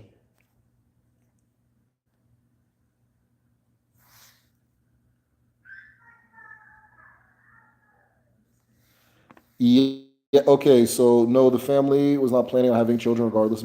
You have to think in the non-industrial, non-Western world. If you are done having kids and you have a kid, it's like something to celebrate. It's like finding, like, for us in the West, it's like finding $2,000 in a new car you bought, right? It's like, oh damn, I didn't expect this nice thing, but now that I have it, great, right? So it's a good thing. It's not like I think just because of, like, structuring society towards industrial labor, there's a lot of weird PR on having children in the West because it can be inconvenient. Igbo Kwenu, there are certain laws. So, okay. Igbo Kwenu, hey, are there certain laws, commandments in Igbo spirituality to live a pure life? Absolutely. Yeah, absolutely. Are there unforgivable actions that deny someone a chance at reincarnation? Yeah, that too. So Aru, anything that's considered Aru, you can't reincarnate because it is through Allah that you reincarnate. One of the things about spiritual law is you have to understand that the universe has many characters, right? It's not just like one Chukwu that you have to be dealing with. There's Allah. There's many, all these different things. They all have their laws and their proclivities and the things that they gravitate towards and so forth. And so maintaining peace and accord with them is what allows you to work with them, and so forth. So here's an example. So when it comes to like spiritual laws, right? Iwala, right? Iwala is literally what you and Allah, or your people and Allah, have agreed upon for peaceful coexistence. It's what they have agreed upon for peaceful coexistence. I'm saying this to say that when you go to different places, the land will tell them different things, and they will create different sacred laws on those places, right? And sacred law is not the same as like human law. You can make a human law sacred, but you can't make a sacred law human, right? You can't go to the government and or the parliament and vote and decide that, okay, from now on we're going to be committing Allah, right? Allah doesn't care. She won't change. You understand? But you can now go to Allah and say, we've made this law. We want this to be a sacred law, blah, blah, blah, blah, blah. And then it becomes a sacred law if she agrees. So, again, aural, things that are aural, these are abominable, like spiritual violations. Incest, murder, I always say that word wrong. Incest, murder, uh, self unaliving, desecrating sacred places. Those are pre universal throughout Igbo land. The Some communities you'll get certain different things like you can't cut down this specific tree. In my community, you can't kill a python. Right where I'm from, you can't kill specifically Eke and Jaba.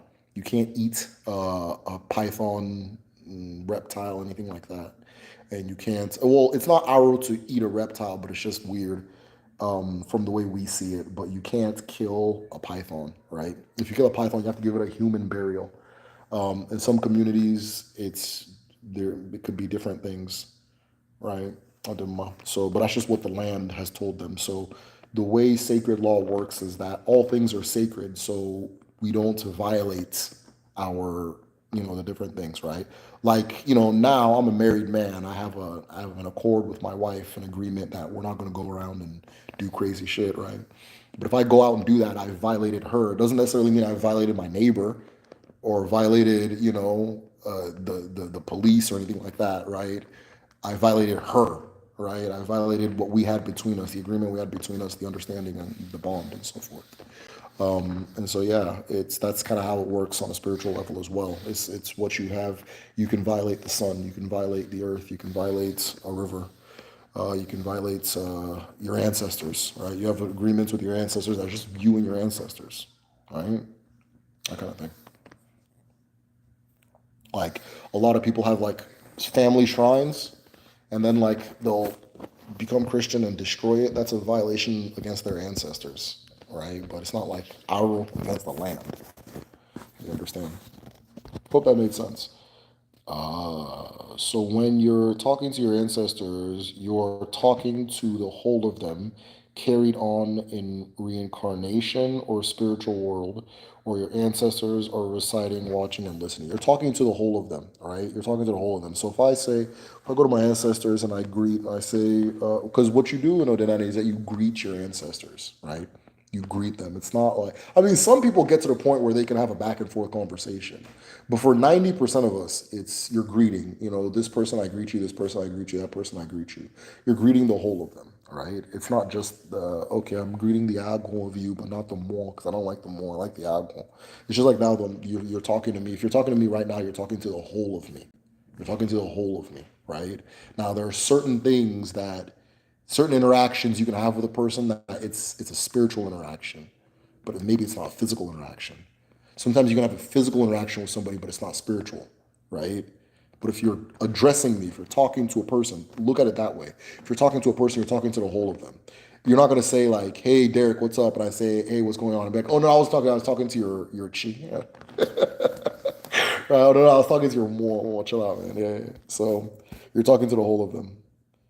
Namdi is so kind-hearted. Yes, he's awesome. He's 6 right now, so he's going through a hell of a phase. But he just started getting really over this last summer. He started getting really afraid of just stuff, and like he doesn't want to be alone ever. Like he just started getting really nervous. But I think he's been thinking about mortality a lot in the past like 2 years, like living and dying. And so now that scares him. And he's like a very smart, rational kid. So he doesn't like have a fear of monsters. He just sits in bed and thinks about like dying and stuff like that. Then he gets afraid and comes to our bedroom, that kind of thing. So it started with, he would take a picture of himself and he'd put like a beard. He'd draw like a beard or he'd draw like white hair. And we're just like, oh, okay, now this is nice. And he kept doing it over and over and over and over and over and over. And then he started just asking all these questions about like diet. I was like, oh, okay, that's what that. And he kept watching these little YouTube videos where it's like, this is somebody when they turn 40. This is what it was. So we've had to discontinue that whole little phase because now he's having fears about aging and things like that, and it's been intense. But yeah, no, Namdi has the best heart on planet Earth. He's awesome.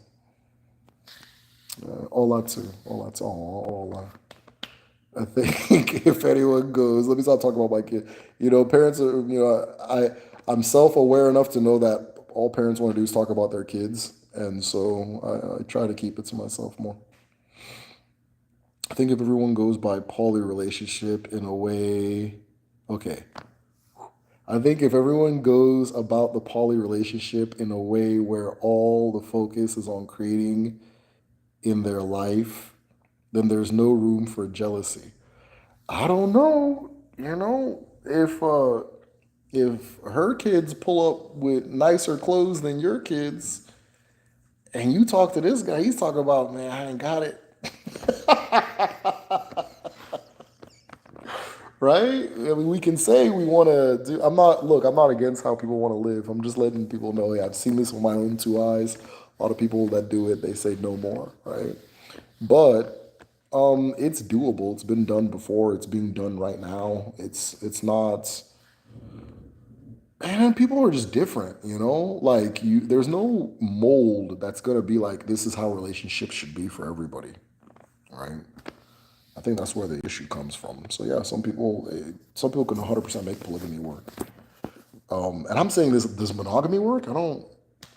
I'm saying this shit like okay, there's jealousy in monogamy. There's beef in monogamy. There's what I mean. There's foolishness and all types of stuff in monogamy. Can devias manipulate time? Man, devias tell you they didn't do anything. Deviants will tell you they'll do anything, but no, I don't think deviants can manipulate time. Nobody can manipulate time. Absolutely not. If a deviant tells you they can manipulate time, it's on them to prove it. It's not on you to believe it. I think that's one of the issues that we tend to have. So when people come back from Christianity and they like want to re-embrace their traditions, they think about like a deviant like a pastor, and they think this is just a person who just like ejects information and thoughts on you, but you don't eject back. But a debia if you want to contextualize it, it's a doctor. You know what I mean? That's a doctor. So if your doctor tells you that he can bend time, it's on your doctor to prove it. It's not on you to just believe it because he's closer to God than you or something like that. That's not what's going on, right? Well, it's something I find myself having to repeat a lot. And even when I say it, people don't want to hear that shit, right? There's like, like I don't, I'm boring. Like I'm not fun. People want to have fun, right? So people want to believe that this motherfucker is like Merlin the Wizard, So like, just let them have it, So I've learned as of late to just, just let them have their fun, Quit trying to like, oh no, that's not what it is. Yeah, is it? Because they'll start fighting me, start beefing me. Like, what's your problem, Like I don't, you're trying to sabotage my magical foray, my time. Listen, I'm paying this guy $9,000 to bend time for me. What do you mean that's bullshit? You don't want me to bend time. That's the response I'll get. So I understand that. Anyways, it's just be talking. That's true. Every demographic, women always outnumber the men. Yeah, like who is this girl? Who's this young lady that everybody is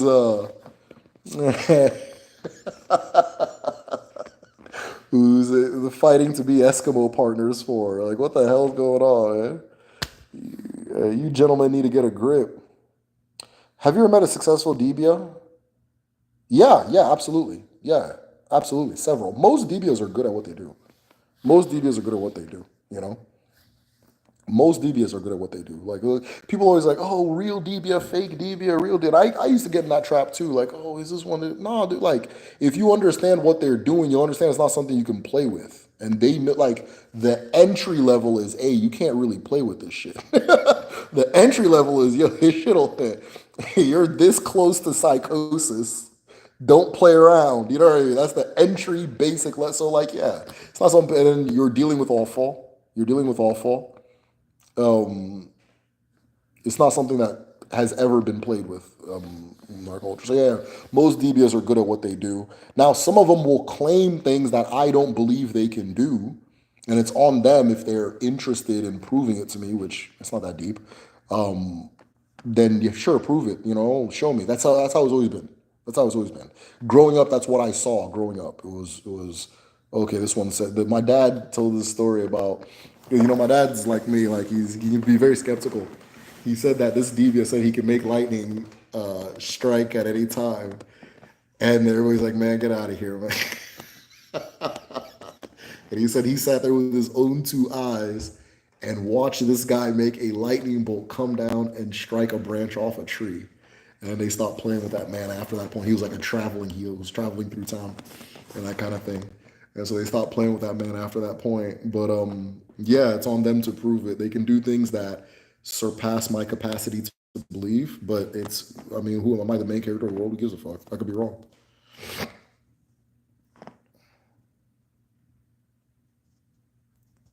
Okay. Do you think men can? Do you think men can be bewitched by jazz?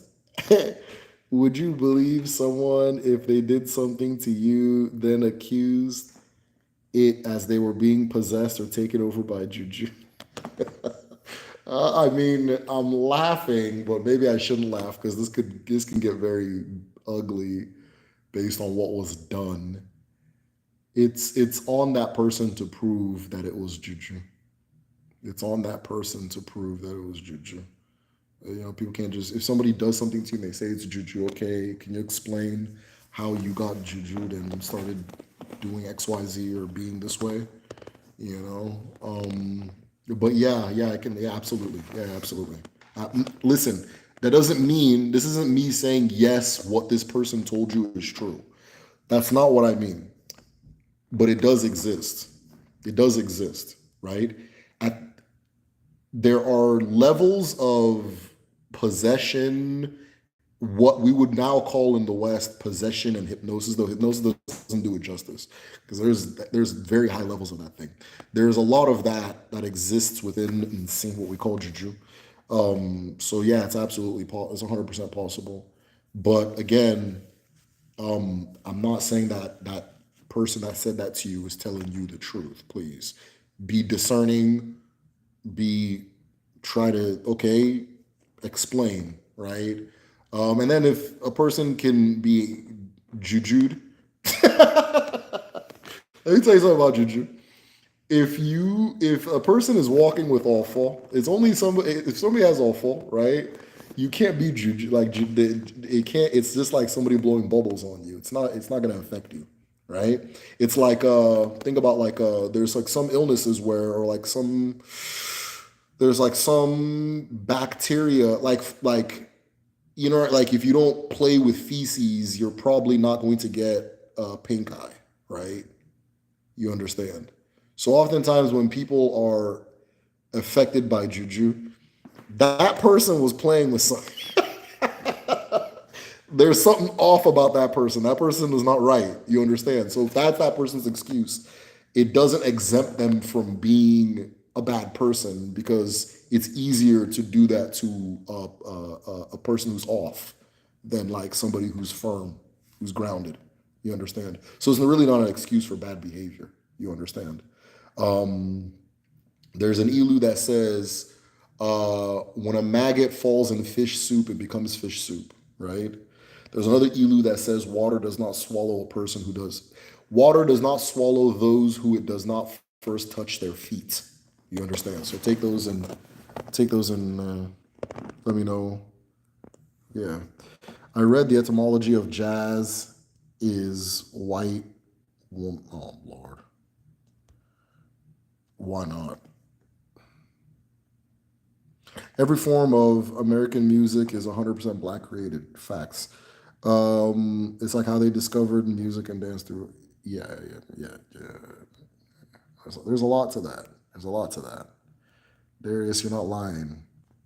Ekwensu color red. Do deities have color associated with them? Ekwensu is not red. Ekwensu would be nkwo. I think white. White.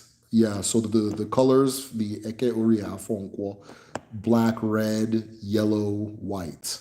Black, red, yellow, white. So ekwensu is typically the male occupant of nkwo. And so nkwo, the color is white. Ekwensu's color is white. Red is urie. Urie. Red is urie. So udo, nemiri, kind of thing. Quincy's color is not red. It is white. Is the divination dots associated with spots of the leopard? Oh, interesting. Like the leopard only kills those with intention of killing. No, the divination dots are not associated with the leopard, but I think that's dope. You made that connection. But no, it's not. It's just if you're talking about like the 1 2 1 2 1 2 like that thing, it's just how they used to write it in the sand. Like if it was if the shell gave you then let me say it correctly. If the shell gives you akon, it's 2. If it gives you obi, it's 1. And then akon and obi are used to write everything. That's chieke or ekenachi in order. That is ekenachi. That's light and dark, that kind of thing. Ademma.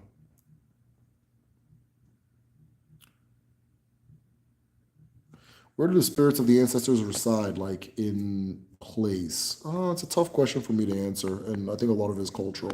So the way we see it at home is, it's they reside where they're buried. Their moi resides where they're buried. Their moi also resides everywhere that they've been. Moi doesn't function like mado, right? Moi, like mado in one place. Moi is everywhere you've been, everywhere you're going to be. So the physics of moi is different than the physics of mado.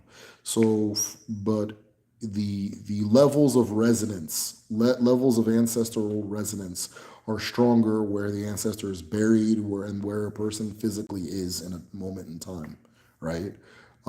So so in our context, it's their ancestors reside in the village that they are from, and which is why like those of you who are like Igbo, but you're maybe in America or whatever, whenever your parents pass, or maybe you have grandparents here, they'll try everything to get the body back home. Unless the person died young, then you can bury them wherever.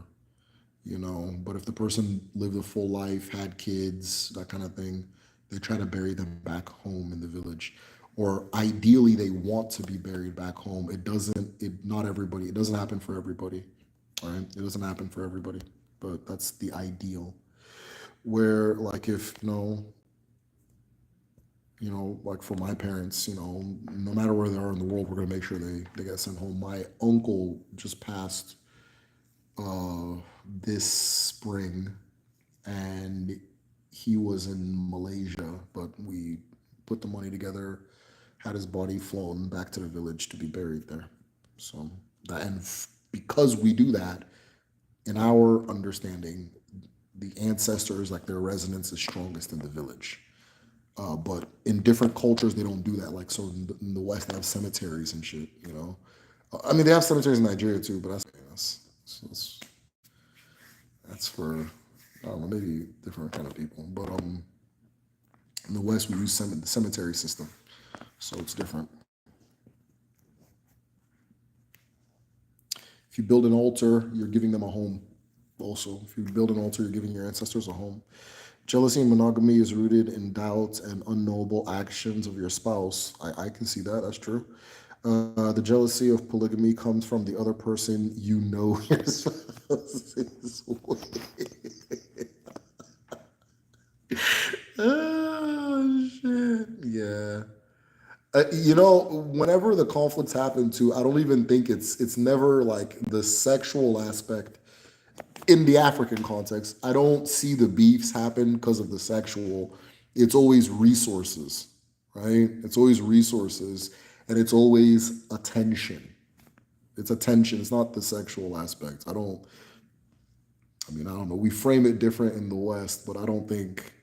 Anyway, let me leave that alone.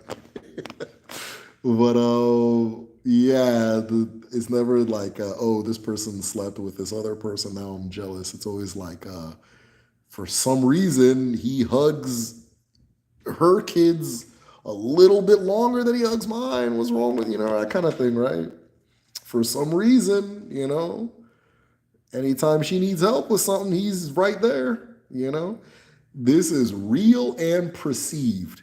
Real and perceived. So if you take the possibility to have real or perceived causes for conflict and take it times 2, take it times 4, take it times 7, you're going to have an issue. But one of the main things is it seems to either be inevitable or what, but the men always pick favorites. The men always pick favorites, and the younger wives tend to get bullied a lot. It is a very common thing for the older wives to gang up and bully the younger wife. It is very common.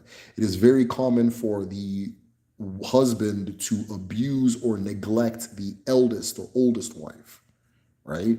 To abuse or neglect, these are common things that you see. But if you decide not to tweak out and do all that nonsense, then you can make it work.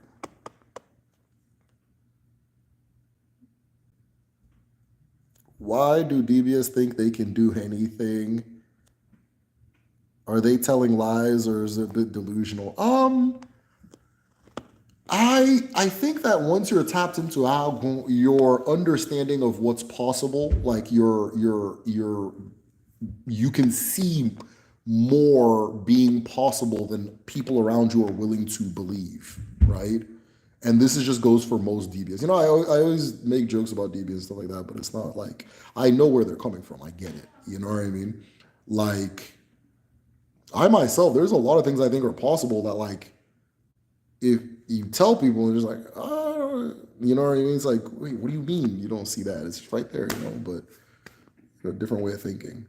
So yeah, I just think that once you're tapped into Apple, your understanding of possibility changes. And then a lot of them can do what they say, but it's just hard to believe. For some of it, it's hard to believe. But a lot of them can do what they say. They're not saying it for no reason, right? It's not like they're like lying and shit like that, But traditionally anything that a Debia says, it's on them to prove it. It's not like, okay, I have to listen to this guy. He's the Odinani pastor and shit. That's not what it is. It's on this. So if a person says I can do blah blah blah, most of them don't go around claiming they can do stuff. They just do it, right? Most of them, like, I've never really met a DBA that just goes around saying I can do this, I can do that, blah blah blah blah blah. Maybe they're advertising. Like sometimes you go to the market in Nigeria, you'll get like the people that advertise like traditional medicines and stuff. But if, like, in the setting at home, like, let's leave all fun and those things alone, like spiritual retribution, all that stuff. If a person says they have a medicine to cure something and you take it and it doesn't cure you, that's the end of your business. You're done, right? That's the end of your whole business. Your whole, whatever it is you're trying to do, it ends there. Because everybody just, oh yeah, it's not real. It doesn't work. Nobody's playing with their life, right? DBAs save people's lives. So nobody's gonna like, okay, yeah, every time we go to this person, it doesn't work, but we're going to keep going because we have to be faithful and that kind of thing. It's not faith-based. It's reality and evidence-based. So again, a Dibia has a different understanding of what's possible than your Ofeke, your regular person. And sometimes just communicating that as raw data, like, I can bend time. You know what I mean? To me, that shit sounds like, bro, what are you talking about? You know what I mean? But he knows where he's coming from. And then if he goes, I can bend time, okay, bend time, and he can't bend time. Well, we're in a fairly unstable economy. You can't just be playing around with and making. You can't just go apply for another job. You know what I mean? Nigeria. You know what I mean? If you got something going, hold on to it. This might be the only one. It's a different world.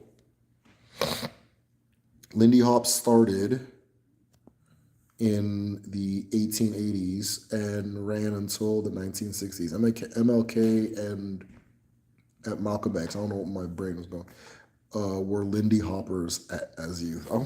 I gotta look this. This is hilarious. I gotta look this up. I've never heard of it. I've never heard of it. You know? Man, shout out to my Black American members of the village. You guys have really showed me like the inner things in your culture, and it's been really fun learning and things like that. Like as much as I'm sharing you guys are giving me like this shit. Man, I can talk about these things that like people don't walk around knowing unless they're like in it. So yeah, shout out to I didn't know about Lindy Hop. I didn't know what that was, but I'll look it up now, and it'll probably be really interesting. Depending on the rules of the relationship. I know MLK looks like one of us though. MLK looks like he's from Warwick. Oh shit. Malcolm too. I heard you loud and clear. Okay, cool. Eke associated with the color black, yes. Eke black, yes. Kedu Kaldi. Kedu Nwanne, greetings from Houston. Hey Charles, Kedu Kidi. I hope you're still here. I know I don't get to the messages in real time. Polygamy can work, but not in the basis of X. Not on the basis of X. You have to have a reason. Oh, of sex. Yeah. Exactly. Like I think people think that it's like, oh, I get to have sex with two girls. Like that's not. That doesn't even make any sense. Francis Ngannou. And let me find out that's a variation of Nkano. Let me find out that his last name is a variation of Nkano. Because I know it is, but I'll wait and see, right? Because then his name is Francis Amadioha. It's a whole different thing. So, but Francis Ngannou said gave a really good explanation of like polygamy and how it works and things like that. Like it has nothing to do with sex. Like at home, anyways, polygamy has nothing to like. You don't go to somebody and say, or like a group of elders and say, "Hey, I want to marry your daughter." I have a wife, but I'd just be getting horny. You know what I'm saying? So like, I gotta have like two of them. You can't do that. That's not the conversation. You know what I mean? That's not what's going on. So yeah. It's almost like it's like in a traditional setting, like a man that's polygamous is almost seen as like he's doing a good thing, because like let's say he has a good life, then he's bringing more people along with him to live that good life. Let's say he's particularly industrious and he's doing well for himself. He's bringing more people along with him to live that good life and that kind of thing. And like again, the jealousy is never like sexual. It's not even. Sex is not what it is at all. At all. It's usually around treatment of kids, favoritism among wives, that kind of thing. That's usually what does it. And then like abuse abuse from husband to wife, abuse from older wives to younger wife.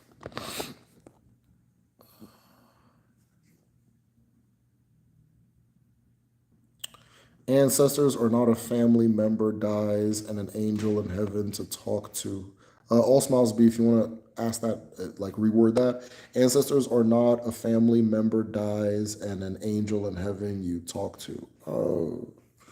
If you want to rephrase that, that'd be great. Women care about men giving resources, attention to other women. Men care about that kid. I'm pouring resources. Right. That's what I was talking about earlier. I just kind of like we're all sitting around at the table. I'm looking at these fucking kids, and they're all like Dominican looking. You're like,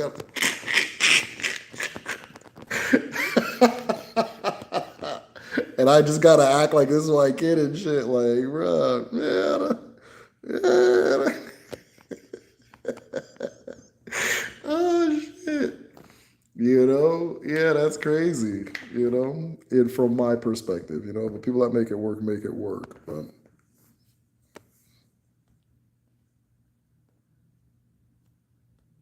so I said, and it's never the first wife. Polygamy can work, but it's not. I guess. Okay, cool. Senior baby mamas team up.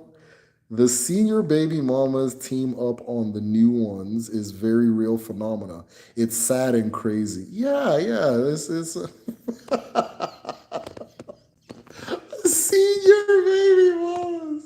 Yeah, yeah, yeah, yeah. You know, it's funny because so in at home we have this thing called Ndinyam, and it's like a union of wives. So like all the wives in the family are a part of this union, and in theory, the union like they look out for each other, protect each other, take care of each other, team up to do things. Uh, like raise money for like, oh, this one wants to start a business. Okay, we all contribute. She can now start her business, that kind of thing. They like defend like if you're having a relationship like abuse, like if your husband's abusing you, they go and really fight for you and that kind of thing. Now that's in theory. In real life, it's just the older. This is real. It's the older wives bullying the hell out of the new wife until everybody has to intervene and tell them to chill out. Right? So yeah, yeah, yeah. There's just patterns, man. There's just patterns, man. It's this is what you just see all the time. Just the new one comes in, they gotta let her know her place. They gotta, oh, she thinks she's special because she's this. She thinks she's special because that's always pops up. Beef, and then they finally reach an equilibrium. Usually, when a new wife comes, it's like, okay, now you're at the bottom of the pecking order, that kind of thing. But if indeed, when they unite and they come at your ass, like if you're a man, that's the women's war, what they call the about women's riots. That was old Indian. That was old Indian groups doing that. Both my grandmothers were first wives, so we're trying to tell you. Ah, shit, man. It's dawn in the AM Eastern on a new moon. He said, I didn't know that. I haven't looked at my calendar in a long time.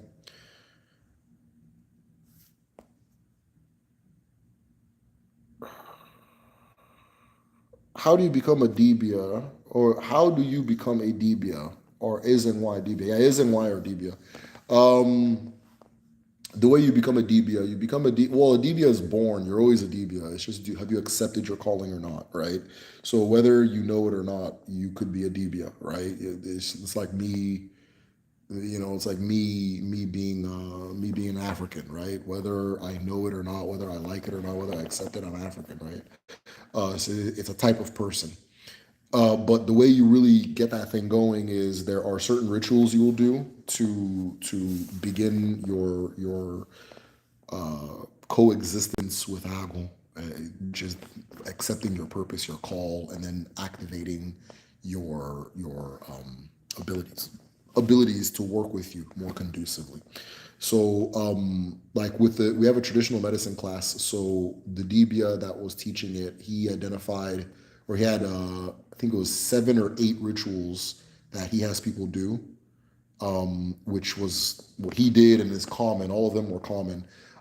Some of them, like if you're not a Christian, you would have naturally already done those just growing up. But most people are coming into it, so they had boom, boom, all 8. But the main one is Iragum, right, which is working with Agum. So you're going to go somewhere, typically. Different places do it differently, but you're going to go somewhere that, like, one of the ways they'll do is like, they'll have you go into a forest until you don't leave the forest until you make Nago and Okago speak to each other, until you make Ago's 2 faces talk to each other. Some of them will put you in the forest and tell you don't leave this forest until uh, you see the spirit of that forest. Don't leave this forest until the trees start talking to you. Don't leave this forest until you see Umooshi, which are the spirits of dwarves, these dwarf spirits with dreadlocks. A lot of them will have these things, but it's always like some type of isolation, right? Stay in this room until you see the spirit of blank, right? Don't eat until you do this, don't do that, whatever. Iraq who differs. Whoever your teacher is will have a method. It's usually the method that was done for them. Um, Nobody do this. Don't go drown yourself. Don't go drown yourself. But a friend of mine who's a Debia, His initiation was he was just held underwater, and after a while, he stopped needing to breathe. He stopped, or part of it, anyways. He stopped needing to breathe, and he was able to just be in the water. And when he came out, he said he was just everything, just his eyes open. It was clear. So there's a lot of different ways they do it, but there's the main one they do is Iruago, IRU space AGWU. And what you're doing in Iruago is you are bringing your agon. The way they say it is you're bringing your agon down to communicate, right? Some will say you're bringing your agon down to eat with your agon. You're bringing down your agon to speak with your agon. But you're doing something where you're face to face with your agon, and then you could now start walking together, or you're letting agon know, hey, okay, this is who I am. I accept who I am. Let's move together. Move with me. Let me know how to do this. And then from there, it's your agon that's going to be your mentor. You're mentored by a spirit. It's your spirit that mentors you. Now, if you're not a dibia and you do all this stuff and it doesn't, then it's not gonna pan out, right? Again, this is a type of person. So, but yeah, that's that. Trance is like a state of bending time. Yeah. So subjective time bending, yeah, absolutely, absolutely. But like collective time bending, I don't know. Maybe. Maybe. One thing Odinani has taught me is that more is possible than impossible. So, how is the rite of passage in Igbo? Igbo rite of passage is building a house and getting married, right? Is building a house and getting married. That's when you become a man. For men, for women, you become a woman once you've had a child. Or no, I'm sorry, you become a woman once you've had your period, and you become a woman in the sense like there's a thing they do at home, which when I get back I'm going to work on reviving this. But it's like a coming out ceremony that girls would do, where once they have had their first period, when it's over, their peers who have had their periods as well will, bathe them and dress them up nice. And then the woman and her mother will walk through the market. And all of the other women will, because she's looking good, they'll be praising her and giving her gifts and things like that and so forth. So she's just walking through, she's being celebrated and all that. Then she goes and has a big party dinner with her other friends who have also seen their period. So that's one for women. For men, in the past, there are different phases of manhood. There's like an age grade system. The girls are part of age grades too. There's an age grade system where like everybody that's born within the similar time kind of go through phases of life together. So one phase is there's like okorobia, which is not like it's like what we would consider like a teenage adolescent boy, early 20s, like a man who isn't a homeowner or married. And they used to do like a wrap out, like a cloth ceremony where they put a certain wrap out on you, and that means you've reached that age grade. You then receive an ikenga, which is like it has a sword and a skull. And then the next phase would be done once you have built your home and married. Then that's your full manhood. And then there's a manhood after that, which is getting a chieftaincy title, right? There's a level after that, which is getting your chieftaincy title and then becoming an elder. So yeah, there's different phases for the different phases of life. But for the most part, it's getting married and having kids. That's it. Which sounds boring, but you got to understand that everybody's an African, so those things come from somewhere.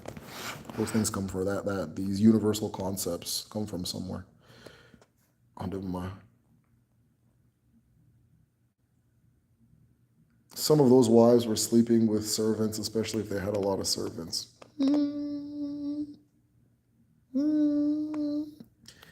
Yeah. So in Christianity, they pray, talk to deceased family members. The belief is that they're in heaven listening, but also doing what they want in heaven. And the deceased, okay, so all smiles be, you're asking like, is it like your ancestors are like in heaven? We are a part of a singular, is the best way to put it. We are a part of a singularity, right? So everything that is in existence is one living being. It's one organism. And certain elements of that organism will congeal in one time and space for one time and cause, as the 5%ers say, right? And we call this a person. And then when you pass, it just melts back into the singularity. So if you speak into that singularity, which is Chineke, you are speaking to your ancestor. They are now a part of that thing. Think of it like an ice cube in a cup. We're all ice cubes in a cup, right? Now we are made of floating in a cup. We are made of the same thing that we are floating on. And when we melt, we enter the cup. We're still a part of the cup, and we're still being interacted with, but we're not in the same singular form anymore, right? There's little pieces of us down here, over here, and it's all swimming around, all moving around, and so forth. But we're not in that singular form anymore. So the way ancestors, like as far as cosmic imagination goes, like where would your ancestors be? They have more or less just returned to the singularity, and a part of them comes back as a little baby ice cube, right? A part of them comes back as a little baby ice cube, but the rest of them are now a part of creation, are now a part of nature. So, for example, in Odinani, as far as Odinani goes, you cannot pick up soil and start lying, right? Because your ancestors are in that soil. It's sacred. Your ancestors are very literally in that soil, right? The Eke element. But they're more, their spirit is also there because they've touched it. You understand, right? As far as moi or spirit goes, it's everywhere you've been and everywhere you're going to be. You understand? It's there. So it would be hard to explain it in like our like dimensional kind of, I don't want to say like 3 or 4 because I don't know physics, but like 3-dimensional way of thinking of time and space and so forth. You understand, right? Think of it like we're all cups in an ice, or we're all ice cubes in a cup of water, and will melt and return to that water, can be turned back into ice cubes again. Okay, look at how everything else, you know what I mean? Water, right? You drink the water, you piss it out, it goes into the soil, it comes back as rain, so on and so forth. That's how you envision it. It's Water is capable of running this cycle because it is a part of this singularity that's creation, which is Eke or Chineke, right? It's a part of it. So it's just running through this loop. You understand? It's running through this loop. Our blood is running through this loop, running through this loop. The blood in our feet, by the time I'm done saying this sentence, is no longer going to be in our feet. It's still in us, but it's just dissipated in different parts of the body now, right? So that's kind of the way to see it. So when you're communicating with your ancestors and so on and so forth, it's not so much to see it as like they're like a singular thing sitting somewhere. They're just a part of that, of the essence.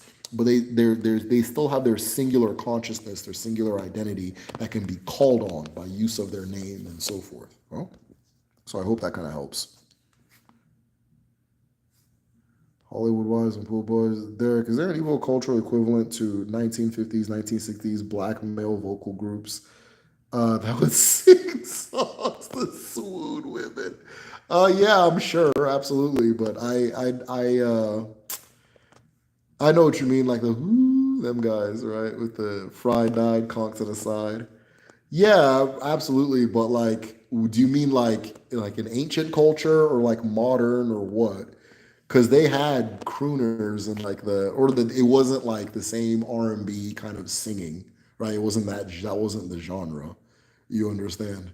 But musicians have been musicians since the beginning of time, so they've always chatted up the women and that kind of thing. But as far as like traditionally, there's been, okay, that they call them carolers. They've been like singing groups and things like that. It's not uncommon. It's not uncommon, but I wouldn't be able to say, yes, this is one of them. Look over here.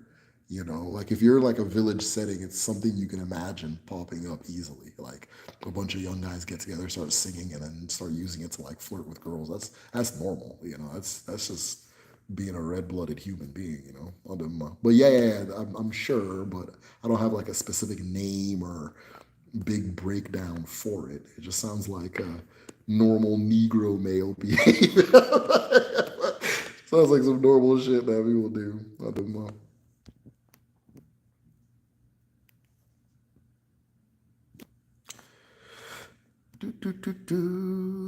Looks like women. Good morning, Medicine Shell. Watch your videos on Obanje. I hear you talking about the 2 marks they give. A little sidebar. Yeah. Please don't cut your face, so I don't I've asked my mom a lot about it, but she won't say. Oh, yeah. Okay, I see what you're saying. So yeah. So yeah, the 2 cuts. So she doesn't want to say she suspected you of being Obanje because she doesn't want to hurt your feelings because maybe she thinks she, you tell somebody that they think, oh, you thought I was demonic. You know what I mean? The association. But I take it you have the marks. But yeah, whenever like a child is starting to show signs, they'll do the 2 marks. It's common. I'll do them.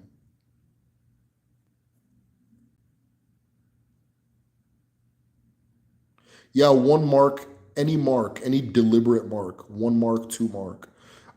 Sometimes a mark will be made and like medicine will be applied, but if she specifically said you were always sick, then yeah, then she suspected you were Obanji. Well, Biko, don't get angry at your mother. Don't. It's not an insult. It's not an insult. Sometimes it's like maybe you were an exceptionally cute baby that kept getting sick. And then there's like, there's something going on here, right? Sometimes it's kind of a compliment. But don't because your mom's not insulting you. But yeah, that's what she doesn't want to say it, but that's what it is, you know. Did Igbo practice circumcision before Christianity? Yes, they did. Yes, they did. I know certain African ethnic groups did. Yeah, absolutely. Male and female. Male and female. So today, female is probably completely abolished, but like as of the 2000s, it was like out. So definitely, it's probably abolished. I don't think anybody does the female one now. Maybe you'll find some little weird village, but it's not a thing anymore. The male one, yeah, absolutely. On the 8th day, male and female circumcision. Yeah, that's always been part of the culture. That's why they kept saying that we were from Israel, because why not? Even though, like, literally, I think nearly every African culture does that, except the Islamic ones. Are you familiar with the Marine Kingdom in Odinani? Yeah. I know about the Marine Kingdom. Yeah. I take it you heard John. I think you're listening to some pastor or something. It's like some shit pastors say. The Marine Kingdom is Wame, but when somebody says Marine Kingdom, they're usually like they're being derogatory. Is there a type of swearing where you touch your hands on the ground, and then touch your tongue, and then just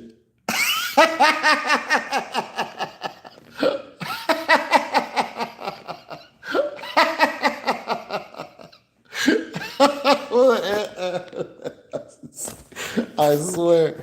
Yeah, of course. Yeah, of course. Yes, very, very, very. Yeah, it ties back to I swear on the earth. I swear on the earth, I'm gonna beat that. I swear to God, if that person comes around here, I say, I swear I'll beat their ass, right? So, yeah, it ties. It goes back to Odinani. Odinani. It's just normal Igbo culture, but yeah, everybody does that. That's funny. That's funny you bring that up. Swearing on the land, which comes from the tongue, is true. Yeah. Creative force, you put it very poetically. Usually people just say that when they're going to beat someone's ass.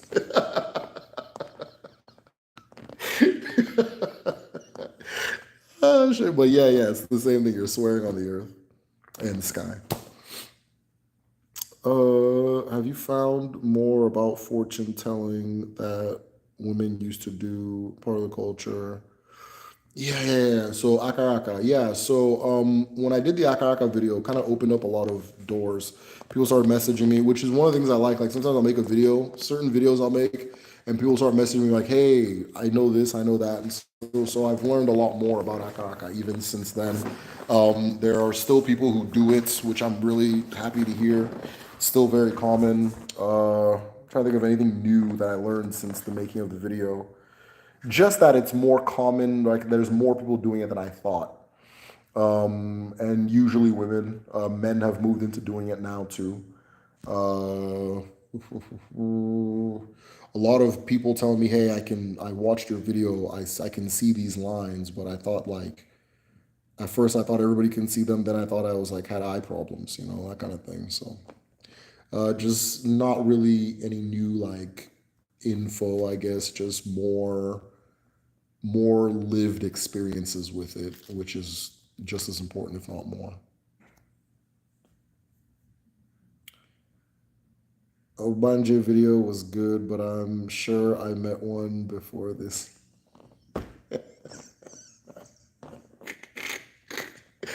Yeah, we've all met one. We've all met one. Oh, okay. I bet the crooners are appealing to marine nature. Yeah, it makes sense. That makes a lot of sense. I get what you're saying. I never thought about that. I never thought about crooners, but yeah. Have you? Okay, I already answered that one. Have you had your Ndiche contact you? Yeah, absolutely, absolutely, yeah, absolutely. My most vivid ancestral dream, like once I started being more intentional with my dreaming and Odinani and all that stuff, was I was in my. It was the same night that my wife had the dream where my female ancestors were holding her on the bed, which she, which, which made the issues we were having probably made them worse, right? But we got past it. We're cool. So I had one of my cousins call me and say that this particular ancestor was calling me. This is my ancestor, uh, one, two, right, 1, 2, 3, 4 generations removed. Not counting my dad, so five generations removed. And so that he was calling me in the house of my ancestor 3 generations removed. Because the one 3 generations removed built like a 2-story house. He was the first person in our town to build a 2-story house. And which was funny because when I went to my wife's village to do her wedding, they had the exact same model house in her compound, her family compound, the exact same house from the exact same era. And then I came to find out that her grandfather did the same, was the first one to build the 2-story type of thing. And it's the exact same house, like the same architect did both houses. You know what I mean? Her village is somewhat near mine. I didn't even know when I met her. But and it was what I'm talking about. Yeah, so they called me, he said that he was calling me. So I went up like some stairs that don't exist. Like it doesn't actually have stairs. I think you had to have to use a ladder to get up the second story. And so I went up some stairs, and 2 of my cousins were like his guards, and he was just looking at me. It was just like man, like it was very intense, very stern face, um, just serious as hell. And I looked at him, and he looked at me, and we just looked at each other for a long time. He didn't look like anybody I'd ever seen before.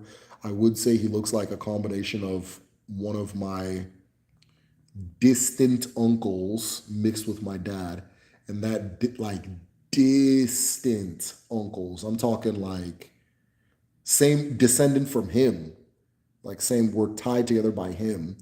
So this uncle would be like I don't know, I don't know how you'd say it, like a fifth cousin, and they look like that. Him and my dad combined, but just like kind of more ancient. I don't know how to explain it, but like I was looking at a fully formed person. Like I wasn't looking at, a dream, things are kind of wonky. It was a fully formed person, right? Like the way I would have a dream and like my daughter would be there or my wife or like it was a fully formed person looking at me. I'm looking at him. We're just looking at each other for a long time, and I understood the message. No. Let me take this back. My bad. It wasn't the same night. I had a different dream the night my wife had that one. This wasn't this one. This was the year before. This is the year before I got married. Yeah, and we're just looking at each other, and then it ended. Right, and it felt like some kind of initiation. Right, it felt like it's like I don't know. It felt like I felt different after that as a person. So that's one time when ancestor visited me. Um, I had a woman, one of my mothers. I think one of my mothers, but she was just by my door looking at me. I'm looking at her, and then I had to look at my hands, my palms, right? And then I saw that one palm was very different from the other, and I understood the message like kind of intuitively. And that's actually what led me to starting this channel, honestly, right? That dream was I was like, okay, I know what I have to do now, right? Trying to think of other times I've been visited by ancestors. Do, do, do, do, do, do, do, do, do, do. Those are the two that are like the most like vivid. But that hand dream, I also think that was Arobinago. I think that was Arobinago. Um, but it felt like a mean grandmother, like a scary grandmother, right? Which when I now learned that that's how she tends to be described, I was like, okay, all right. Um, yeah, I've had different visits from ancestors and encounters with ancestors and things like that. Primarily through dreams. Oftentimes, like if I have a question, which I don't have questions often, but if I have a question, in fact, no, there is a question I do have. I do need to go ask this question.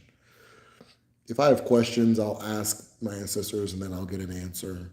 You know, I receive my answers in dreams. I receive my answers in dreams, or I will wake up and I don't know whether I've dreamed or not, but I have the answers.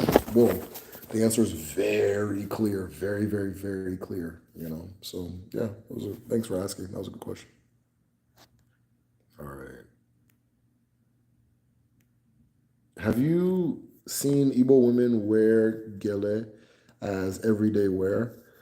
I really like how they look, but the really round ones my mom said is only for special occasion. Yeah, it's like it's very dressy. It's very dressy, but you can make like not make. They have casual cloth ones. They have casual ones too. So, but the ones you're referring to are like it's like a suit or like it's like for a special occasion. It'd be like you can walk around with a suit all you want. Uh, you can walk around with a suit all you want, but typically it's for a special occasion. So yeah. They have it. They have casual. They have more casual ones, but we just call it a head wrap or ichafu. Ichafu is gillet. So the casual and non-casual is all ichafu. All right, going back. Have you seen? Okay, yeah. All right. I could have misheard in your last live or two. We were talking about the spirit or something protecting gates. Can you elaborate what you meant by that? Okay, yeah. So somebody had asked, is there like an association between like spirits and gates and doors and gates and things like that? And I was like, yeah. So you'll have like sometimes you'll have like a shrine that's protected by a gate. Then that gate is like activated, right? Or you will just have a gate, but there's no physical building, right? And it's activated. There's just certain shrines that are gates, right? And a gate has a spiritual. One of the things that I don't think I've mentioned in any of the videos is that things have meaning and the meaning transcends their immediate function, right? So there are certain like rituals you'll do that you need dust from a doorway, you may need sand from a marketplace, you may need like a cobweb from like an abandoned home, right? So gates, same thing. They have a meaning. You understand? They have a meaning that is tied to their signature, their spiritual signature, and then that gets used in ritual. So some gates, like for example, now I haven't seen an Ekwensu shrine that looks like a gate, but absolutely I believe it. It can. If someone told me it sound like a duh, it's self-explanatory, that kind of thing. So oftentimes different shrines can be gates. Different shrines have gates, and the gate itself has its own function, and then gates themselves have their own particular signatures. This reminds me of a funny ass story when I went back. I went back home and I had an uncle who was living in Germany, and he has like a big house. And his brother was living in there, but his brother and his like was it his wife? His brother was trying to fight his wife over the his house, like who should be living where in the house. And the brother went and took a bunch of palm leaves and tied it up in a way that's supposed to look like juju and put it on the gate.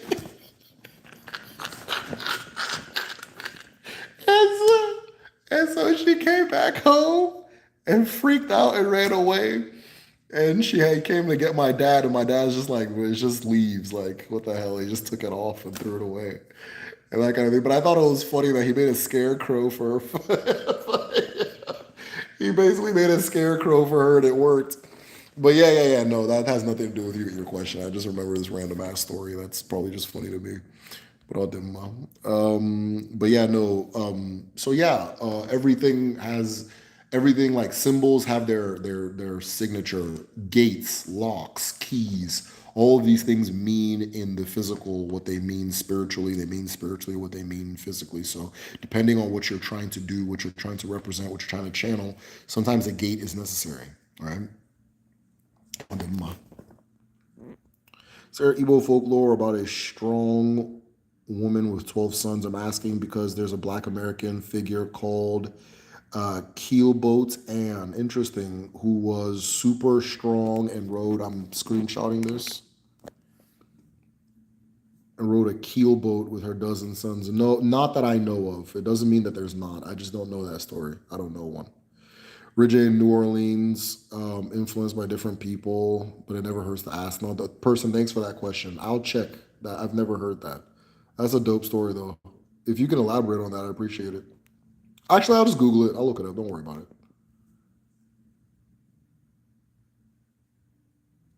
Ekwensu related with crossroads. Yes, crossroads and gates. Crossroads, gates, doors. Right? Crossroads, gates, and doors. When Ikwensu is almost like the spiritual police, right? Think about it like the police. Now, policing is done by humans, but it's also done by instruments. Policing is done by security gates. Policing is done by traffic lights. Policing is done by stop signs. Policing is done by human and non-human actors. So Ekwensu is the exact same thing, right? Ekwensu is the Abara or the force that Chukwu places in like if Chukwu says, okay, from now on everything has to move left, Chukwu will place Ekwensu there to assure that it moves left. So if Ekwensu allows something to happen, Ekwensu, which is what literally means, allows something to happen, aka opens the door, allows the gate, things to cross, and that kind of thing. I don't like when people, oh, Ekwensu's the trickster, because trickster is one of them N-word fondues that like why does every non-black person's spirituality have a trickster except white people, right? I don't and all of a sudden there's no chasing it. You know what I mean? Is that supposed to be the devil? Like what do you guys, what does that mean, the trickster? Who the hell is Ekwensu tricking? And people just be repeating without even thinking of what they're saying. What's so tricky about Ekwensu? Who is Ekwensu tricking, that kind of thing. So yeah. Are Ekwensu and Papa Legba related? I don't think so, but if somebody found out that they were, I wouldn't doubt it. But I don't know. I don't think they're related. I don't think they're related. Papa Legba has more of a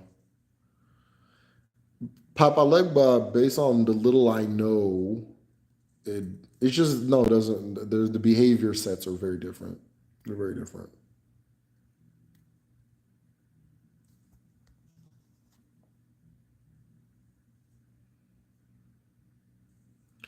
Ekwensu and Papa Legba serve the same purpose in their respective spiritualities. Okay, I didn't know that.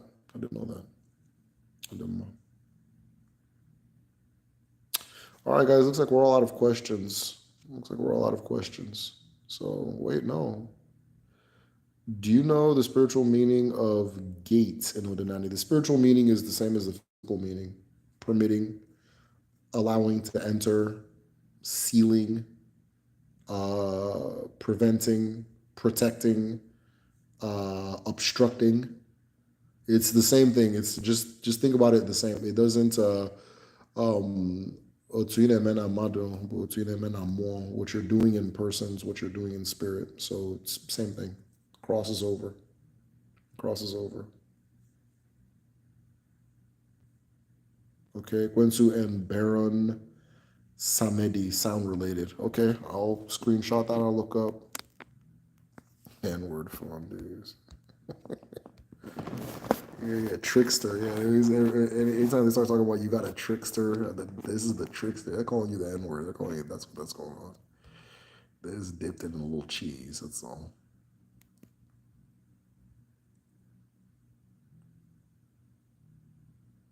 Can you talk about? Well, the deity can't be destroyed. It's the shrine that gets destroyed. But yeah, yeah. There was a lot of village. Every village probably. Yeah, every single village probably. Every not even probably. Every single village had something of historical spiritual value destroyed by colonialism, right? That was a big part, especially the things associated with like fighting and anything martial, like Ikwensu shrines, Amadeo has shrines, those types of things. Those are the ones that they really made sure to destroy. You understand? Um, but most of the destroying happened after colonialism by the Christian minions that they left behind. Okay, the Christian minions that they left behind. Even when they were destroying it during colonialism, it was the converts that did it. You understand? But yeah, it's lots of villages, every single village. So you'd have, I guess, you'd have to be specific. Maybe you're talking about the Nsude, the pyramids at Nsude. They destroyed the pyramids at Nsude, the British. They went and took pictures with them, then they destroyed them. You know. Ekwensu is the guard of the crossroads. Baron Samedi is the god of death, akin to the Grim Reaper. Okay, interesting. Yeah, yeah. Ekwensu has a lot of associations with death. You're 100% right. So there's this idea that Ekwensu walks with Obunabali. Obunabali is like, the word literally says it kills at night. So Obunabali is one of the spirits associated with death. And Ekwensu walks Ebunabali with a rope, it's said. So, yeah, absolutely. That makes sense. If Papa Legba does the same thing, let me know. Let me know.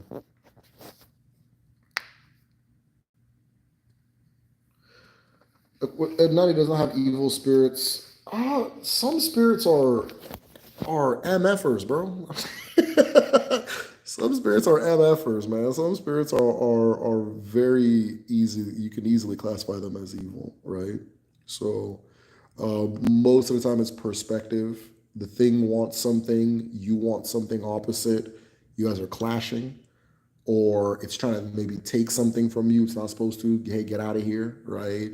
Or its presence causes things to happen that you probably wouldn't want for yourself. So yeah, yeah, there's evil spirits. There's not like a devil. So if you've heard me say that, I'm referring to like there's no like devil or hell or anything like that. Well, yeah.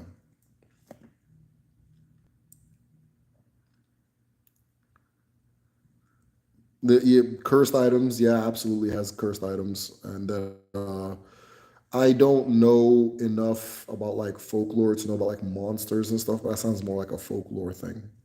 It sounds more like a folklore thing. And in Igbo culture, we acknowledge that folklore isn't real. It's not like I think every culture acknowledges that folklore isn't real, right? So like, you know what I mean? Or like it's allegorical or it's a moral lesson, that kind of thing. It's not like, you know what I mean? So like if there's like a monster in folklore, the idea isn't like an adult is not going to believe it's real. Thoughts on Jaja of Opobo? Hey, King Jaja. Just a fascinating story. For those who don't know, Jaja of Opobo was an Igbo man who was captured to become a slave, and they took him to Opobo, where he was supposed to be sent off to become a slave. But the international slave trade was ending at that time. And so they just kept him there as a slave. And over time, he actually became the king of Opobo, the king of that community. And on top of becoming a king, when he came into contact with the Europeans, he wanted he started trying to build boats uh, like ocean vessels, the way they had boats. The Europeans said, "Whoa!" and attacked him. So, but it's fascinating. So he's from Amiibo. Jaja's from Amiibo, a town called Amiibo, which is near my village. Amiibo people say that Amiibo is the origin of Igbo people. Is all Igbo people come from Amiibo. It's what all Oru and Olo Igbo people say. Olo zone Igbo people say everybody comes from Amiibo. On the internet, you'll often see Nri. That's just what they believe. And some people believe Amiibo. Some people believe this place. Some people believe that place. It's just everywhere has their own little beliefs, right? So, but the Inri people got on the internet quicker than everybody else. They just got on the internet fast, and they're very online. It seems. But yeah, the came from Amiibo and then went to Opobo in the coast and became a king there. And became the king there, and then now the royal family. I think they all descend from him or some shit like that. I don't know. Yeah, interesting story. Interesting guy. He's honored in Barbados. I didn't know that. I believe it, but I didn't know that. That's dope. That's dope. Yep, born a slave, became a king. We're on the same wavelength. No, all smiles be, been asking good ass questions today, man. Are associated with crossroads and says, okay, yeah, so maybe I was wrong. Maybe Papa Legba and Ekwen Su are talking about the same thing. I could be, maybe I'm wrong. My bad. The first reach the first to reach the internet is like the first thing. I swear, I swear. And they do this thing where they never say us; they say Igbo. So then now you gotta be like, no, that's just them. No, that's just them. No, that's just them. You know. But yeah, all that were from Israel shit. That's just them. That's just them.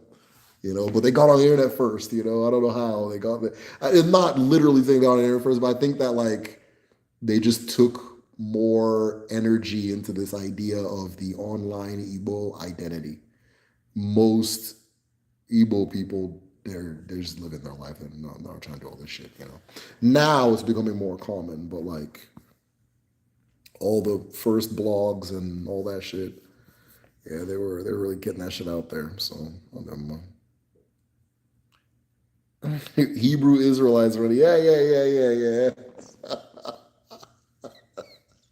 I had one calling me a Hamite.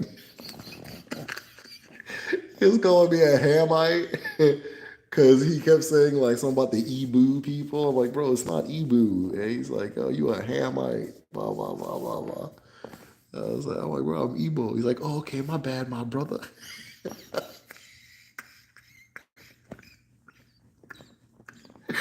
Yeah. So all that Jewish shit, that we're Jews, that comes from Unri people. It's just like a cluster of 12 villages, but they've put out a lot of like books and stuff, and they to say that they're the origin, all their shit's the origin of Igbo, the origin of this, and that never fucking happened. You know, that's not what it is. So different places have different, you know what I mean? Places they say, okay, this is where, but we've been in the land we're in for way too long for us to keep telling these migratory stories. Oh, this one came from here, that one came from that shit didn't happen. That's not how it happened. You know what I mean? I don't know. I hope I'm saying something that makes sense to somebody, right? So, but all this, we came from here, we came from that shit's nonsense. It's stupid, you know. Yeah. Anunnaki, native, Aegis, Hebrew, Morse. Yeah, that shit spreads so fast. It blows my mind how fast ignorant shit can spread. Like if it's ignorant, you know what I mean? It just takes off, and then you gotta just fight this tidal wave of ignorance, and then you just have to write. Just like, you know what? All right, whatever. We're in it now. Let's just go. Whatever. You know. But yeah. All that, we have our own version of it too. It's the Israel. We're from Israel shit. It's mainly comes from like Aguleri and Nri, this cluster of like 12 villages in Anambra. Do you use Insibidi to do a Manala or Odinala? Thoughts? I tried to use Insibidi to begin with, but I let it go. I don't use it at all. No, I don't. When I very first like got into everything, I was like, oh, I'm gonna put the Insibidi there, but nah, I don't really do too much. I'm not super. I'm not super. I'm not super into Insibidi. I don't really give a shit about that shit. But a lot of people in my community, the village, our community, a lot of people are interested. So I try not to disparage it too much. But I couldn't give a rat's ass about no damn Insibidi. I don't know, but people love it. It's fascinating. It's interesting too. But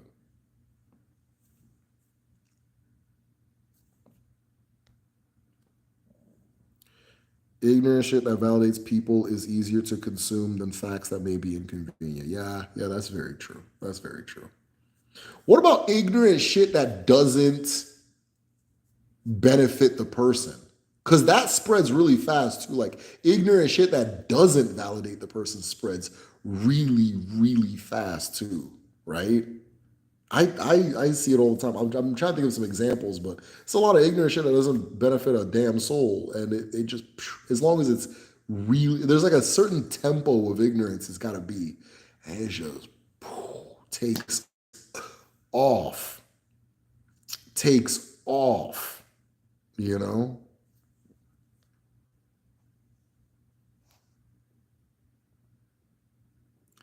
That's them federales.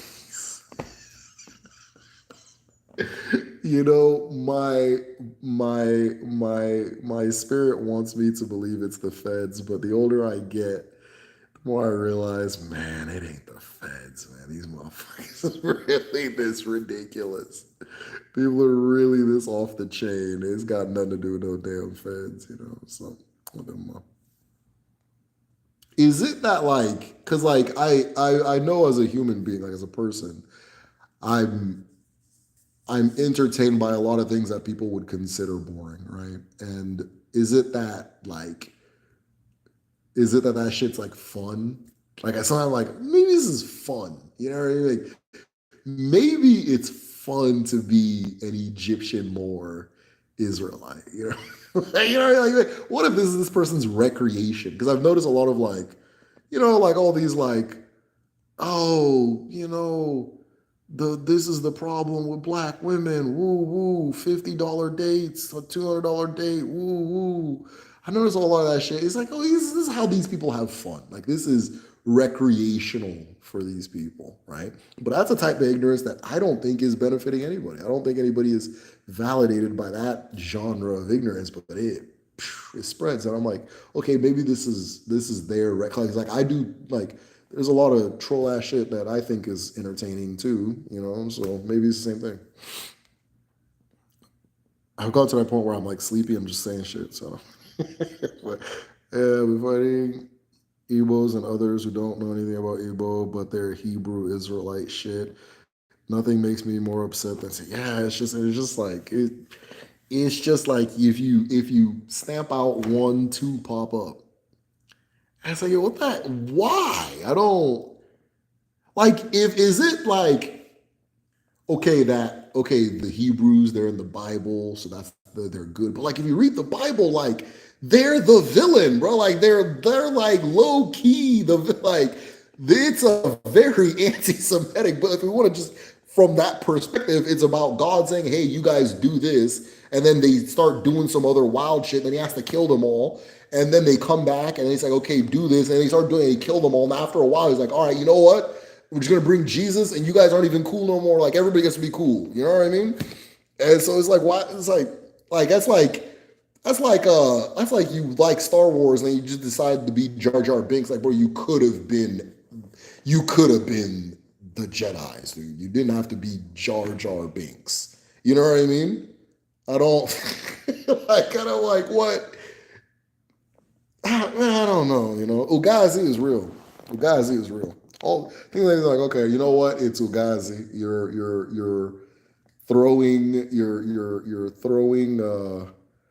throwing pebbles at a mountain, man. It ain't nothing, man.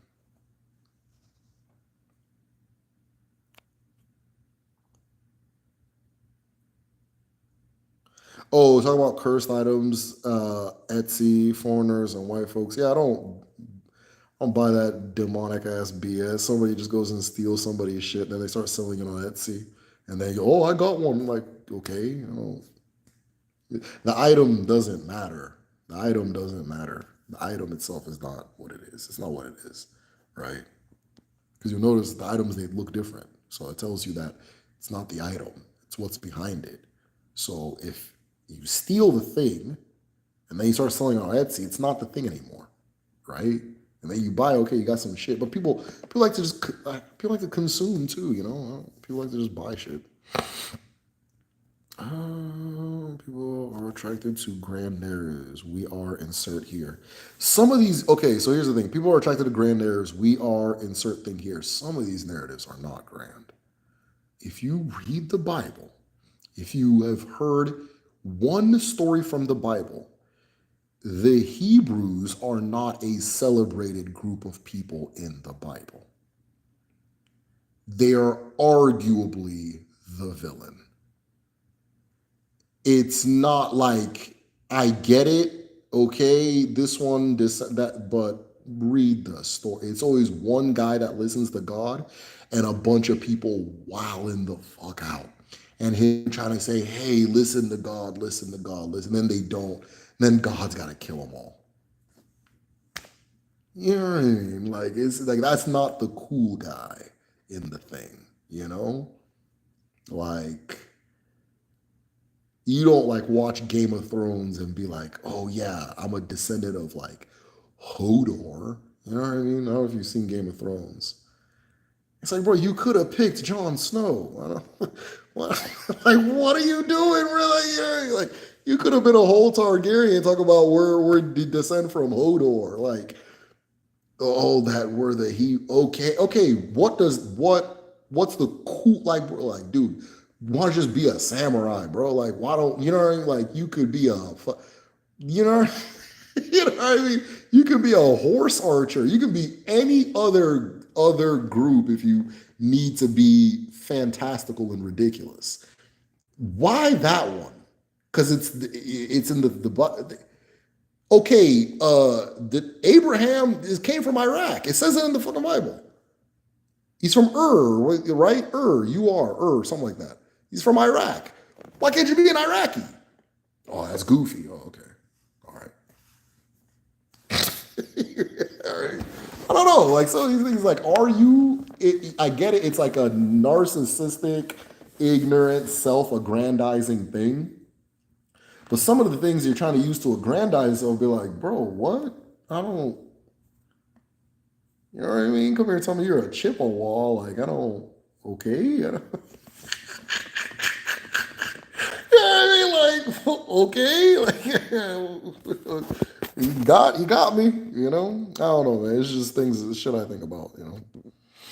Shit I think about. I'm glad you guys allow me to entertain myself in these lives. A lie can travel. Man, a lie can travel. It's because of any African civilization, Western education only cares about Egypt enough to give proper coverage. But only that era run by the Greeks, Ptolemaic and all that shit. Yeah. I get it. Yeah, I get it. It's just, it's always all the shit that's not white, but white people like. like, like, kind of fucking shit, you know what I mean? Like, you know what I mean? Dude, at least just be Chinese, you know what I mean? Like, they got the Great Wall. Like it's nothing in Israel, bro. Like there's nothing there. There's nothing. That is a backwater and has always been for all of time. Has always been for all of time. There's nothing. Okay, the Egyptians, they wore gold and shit. You know, you know what I mean? Like they had the fucking pyramids, they wore gold. All right, bet. You know what I mean? Like, bro, these fools weren't even wearing gold. You know what I mean? They weren't even doing the thing, the religion that, you know what I mean? They weren't.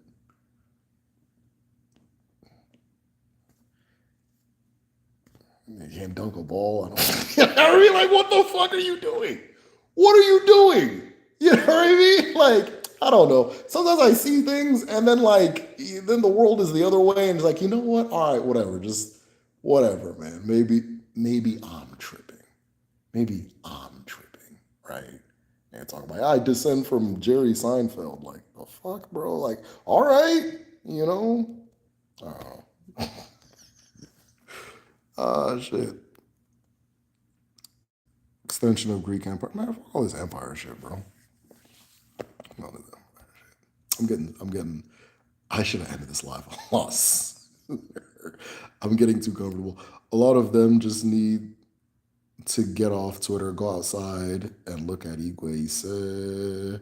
Main character syndrome, maybe. Yeah, that makes a lot of sense. So whatever they identify as the main character, they're gonna be that week. You know what I mean? But like, that's a stressful way of living. But I think it's fun. I think it's fun for them. I'm trying to be sincere and understand people's motivations that I don't agree with. And it's not like on some like I'm trying to be a better person stuff. I'm just like it blows my mind. So it's like, how do you get to that point? It's like, okay, you're probably having fun, right? You're probably enjoying yourself. Like I used to wonder all them gender wars, like, why do they keep doing that? It's like, oh, this is fun for them. Like that's fun. That's recreational. Like, oh, okay, I get it now. That's cool. You know what I mean? Kemet gets a lot of maybe, yeah, probably. Not we was samurai. At least be a samurai, bro. At least come on, like it's the Bible is like the Jews had a battle, they lost, they lost, they lost, they lost. God blew them up, God burned them, God drowned them. They lost, God cursed them for 40 years. They had to walk through the river, they were cursed again. God gave up on them, God tried them again, they blew them up again, set them on fire. Kicked them out of the fucking Holy Land, tell them get the fuck out of here. You don't know what you're doing. And it's like, yeah, that's me. I'm just like that. Like, just like, oh, I'm a descendant of Jesus. Oh, okay, yeah, he's presented well in the book. You know what I mean? Say that. Don't the fuck you mean? Like, oh yeah, we descend from from Abraham. Like, okay, what did he do? What did he do? What did he do that would be the flex? He couldn't have kids. Then he had the kid, and then he tried to kill him, and then God told him to chill. And then he just went about his business. Okay, all right, man. Wow, that's amazing. Then you talk to the person, and it's like this fool's cousin is like Martin Luther King, like in real life. You know what I mean? Like the person actually has like a real history. Like the person's cousin's like Jackie Robinson, talking about him over, or in the Igbo context, you know what I mean? The same thing. Like this is like Ojuku's nephew or some shit like that, And talking about yeah, I'm like, all right, whatever, bro. Astrology is a hard concept for me to understand why so many people follow it. Is so popular based on Greek, Roman, what they apply to the world. Yeah, I never got into astrology. I don't knock it. But yeah, I never got into it. Just I don't know. It just never interested me. The Bible we read today is not the original content. I bet the original is even more goofy. I bet the original is even. People always say like this isn't the original. Like the original one was like. I'm sure they cut the shit out because it was like too goofy. Like I don't know about that. Have you? I don't know if you've gotten into like the Gnostic. You've gotten into like the Gnostic scriptures and all that stuff, where it's so funny. But it turns out that the God in the Bible isn't really God. It's the monad.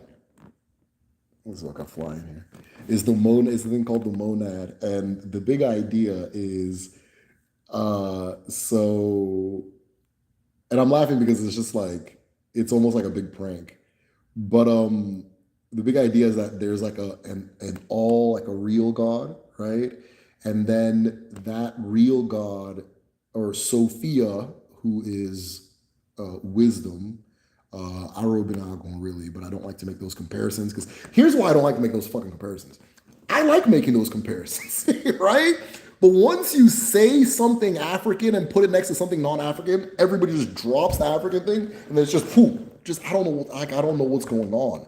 I don't know what it is, right? So if I say, oh, this thing is like how they do in Egypt, bro, that the next thing you see is this person is just gonna be Egypted the fuck out because it's almost like you're just waiting for someone to like, oh yeah, go, and then you now can run to Egypt.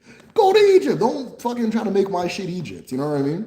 So that's why I actually like making those comparisons, right? I love when you guys make the comparisons. I love when you guys bring those things up. But how these guys like chill. You got a lot of people on the sideline just waiting to like, I knew this was I knew we were the Hebrews.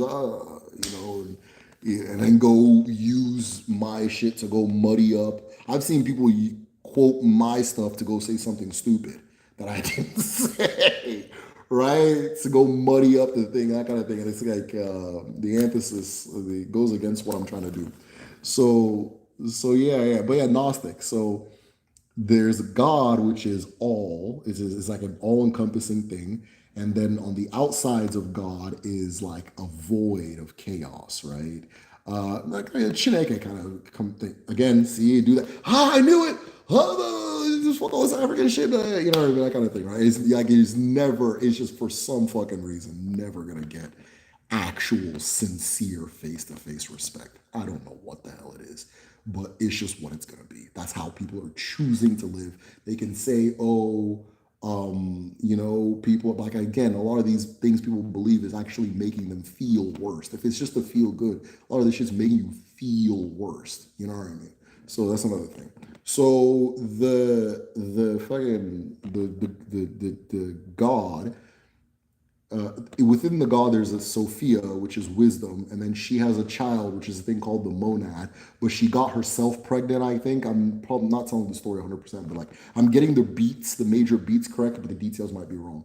So she casts this demonic child into the void, the darkness, and in that void, the monad, which is this child, which is like a like a head, like a lion head and a snake body, creates what we now call the world, right? So in the Bible, that whole like in 7 days he created this and said there will be light, there will be that.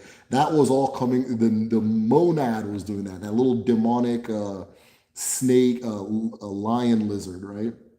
Created was doing all that. That's why the lion lizard had to keep saying there shall be this, like how to keep commanding it as opposed to just doing it, because the power is not coming from the lion lizard, it's siphoning the power from the actual God, right? And so the monad sets up earth and then tries to create Adam and Eve to worship it, but Sophia sneaks into the world. Sophia is wisdom. She sneaks into the world as a python again, or a snake again, Arobinago, tells them to eat from a tree again, Arobinago. And again, I'm allowing the comparison to be made this time.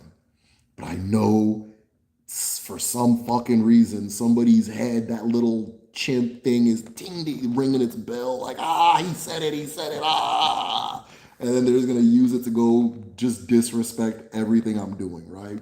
So, but I'll go ahead and allow because they exist, they're real. If you ask me, I tell you I don't make them because I know we're in Ugazi. The shit Ugazi is real, right? So there's a reason why they died with what they know. I know exactly what people are gonna do with this shit. You know what I mean? And it would just annoy me. That's what they're gonna do. So the little lion lizard monad, which is what everybody refers to as Yahweh. This is Yahweh.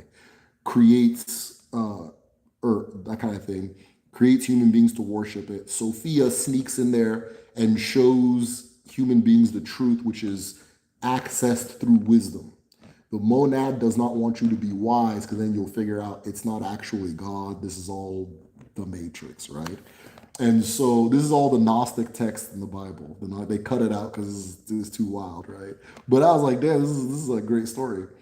And so the monad, where was I at? So Adam and Eve, they eat the apple. They now gain the wisdom, Sophia, Arobinago, right? Like, oh man, I can see reality now. I'm naked. Who told you you were naked, right? Oh, it was Eve did the thing, again, connected through the woman, Arobinago. It was Eve. She made me eat the thing. Eve, what the hell? The serpent. Okay, serpent, from now on, you have to like fucking crawl or some shit like that and eat dirt and eat dust.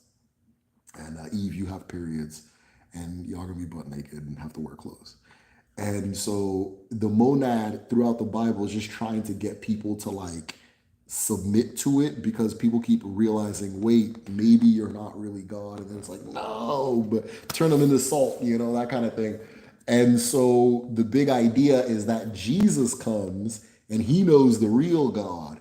But the monad's minions, which are the Pharisees and the Hebrews and shit, kill him. And the Romans kill him because they don't want the real truth to get out.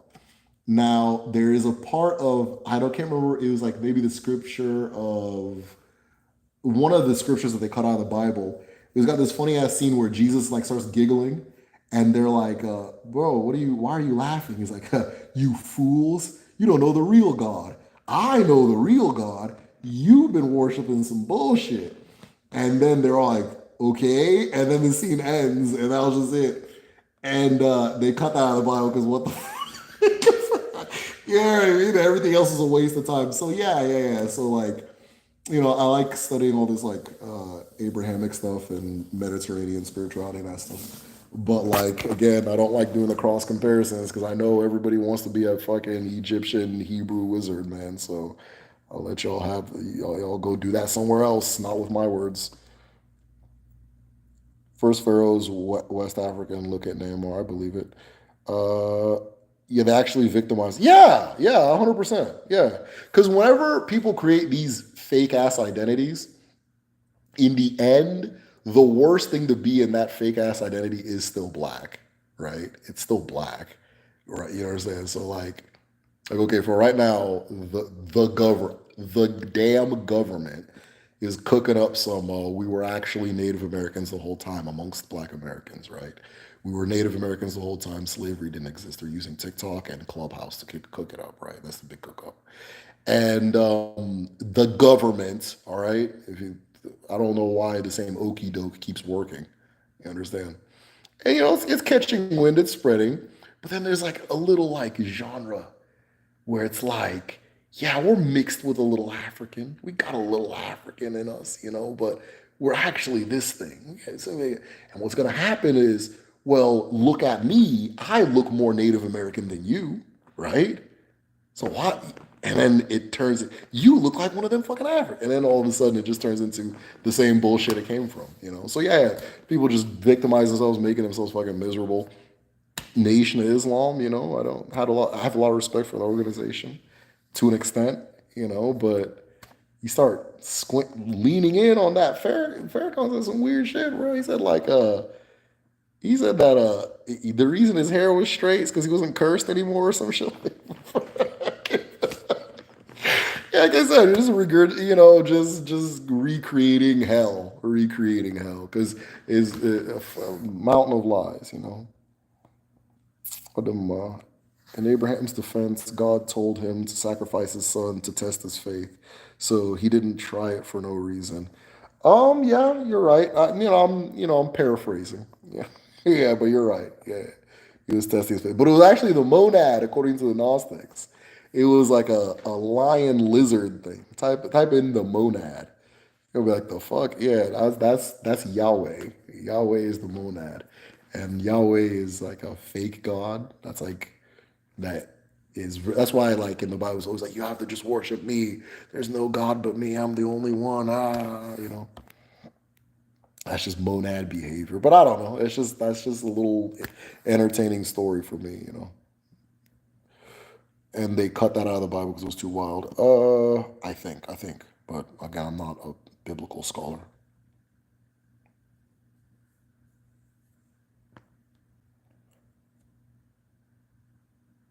Yeah. The demiurge, the demiurge, the demiurge. I'm 99% sure the monad you're talking about is the demiurge I'm thinking of. Okay, so I don't know if the monad and the demiurge are synonyms or if the monad is the actual god and the demiurge is the lion lizard guy.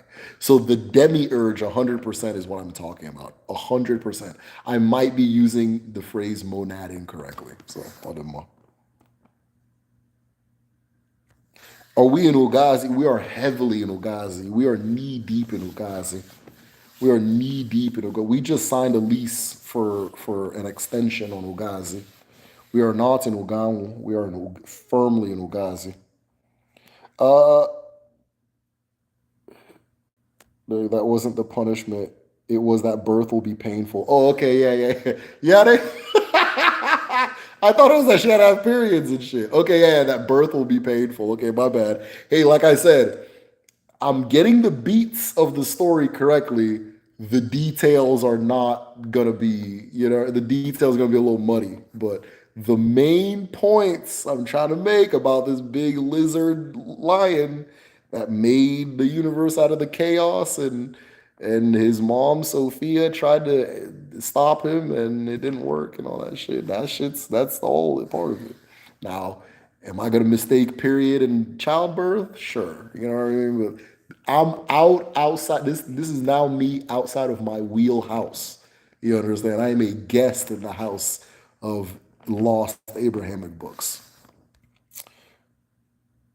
Kemet is African. Yes, it is, absolutely. Most interesting thing to me is how they divide Africa up. It's people in Kenya, the several miles away, that completely Igbo and vice versa. Yeah.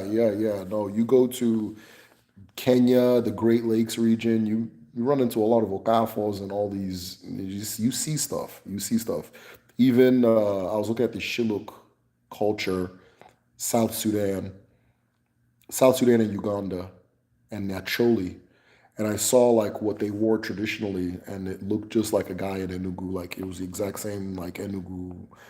There's a picture in the Uru blog of a man in Enugu. It's identical, same bird feather, same haircut, same marks on it, same.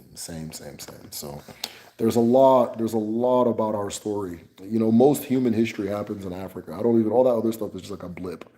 Most human history happens in Africa. We haven't even started looking. I've started looking, and I've seen some incredible shit. I'll share with everybody piece by piece. On them.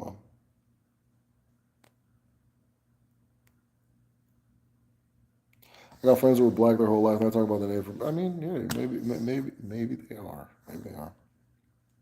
But here's the thing. So if you have like an affinity for like let's call it Pan-Africanism, and you get on TikTok, they're gonna bombard you with that stuff because they're trying to demoralize you. You're under attack. If you're a black woman, they're gonna bombard you with things that imply black women aren't desirable. If you're a black man, you're gonna be bombarded with like just stuff that like about like nobody likes black men and black women are annoying.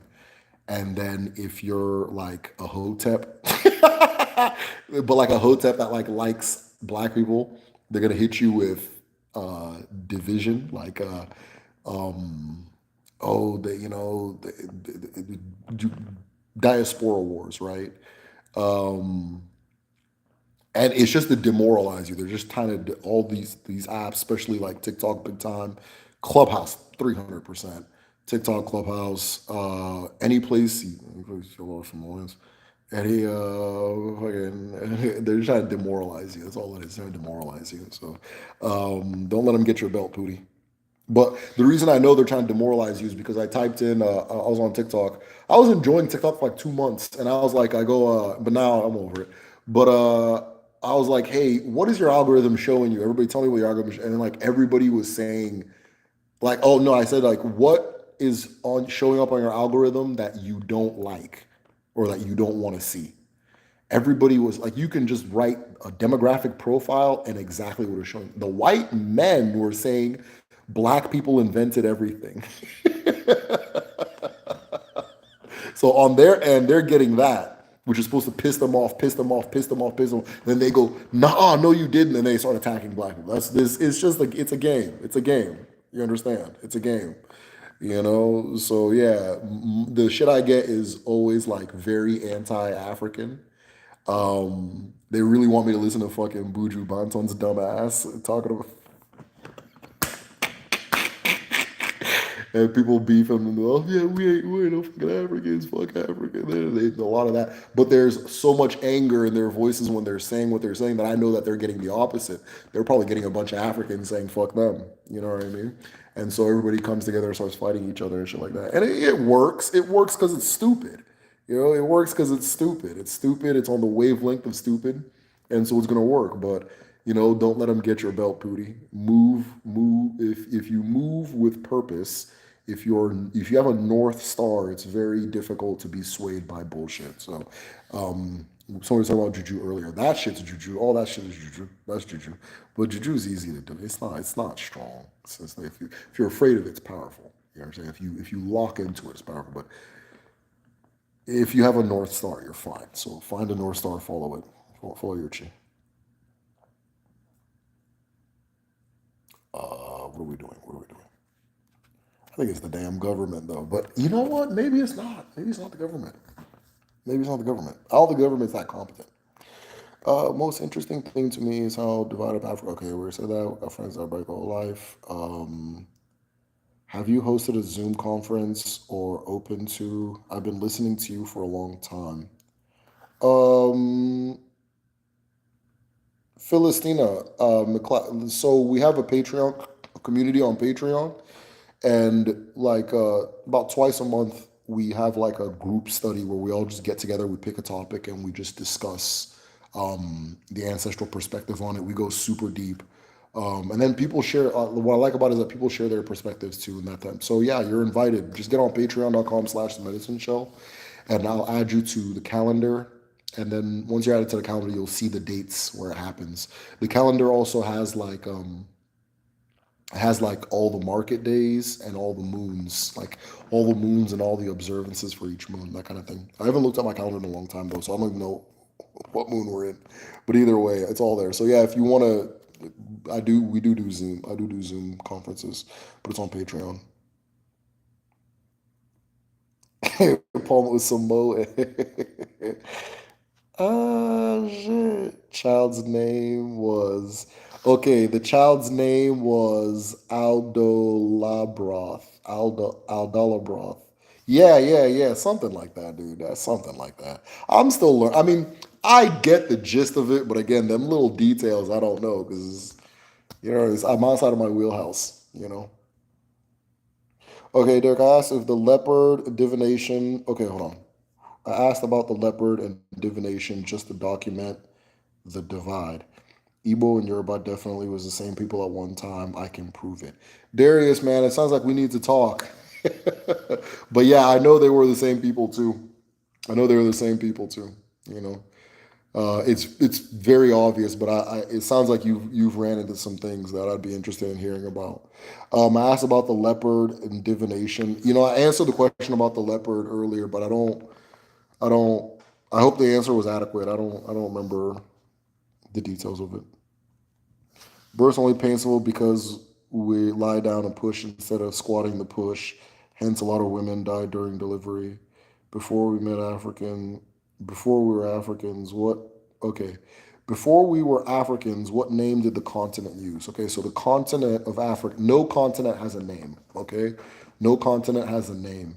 Every language is going to call it what it wants to call it, or call any landmass or any continent what it wants to call it, right? You also have to realize the concept of a continent is a construct. It's fake. It's not real, okay? It's not Europe. This one's Europe, this one's Asia. That's a construct, right? That's a construct. North, South America, that's a construct. That's not real. These are these are divisions people make up. It's no different from like countries and states, right? So it's just people just decided, okay. In fact, tell me how many continents there are, because there's a debate. Some people say there's two. Some people say there's four. Some people say there's 5, some people say there's 7, some people say there's 8, some people say there's more, right? So Africa does not have an original name. No continent has an original name. There are over 10,000 languages in Africa.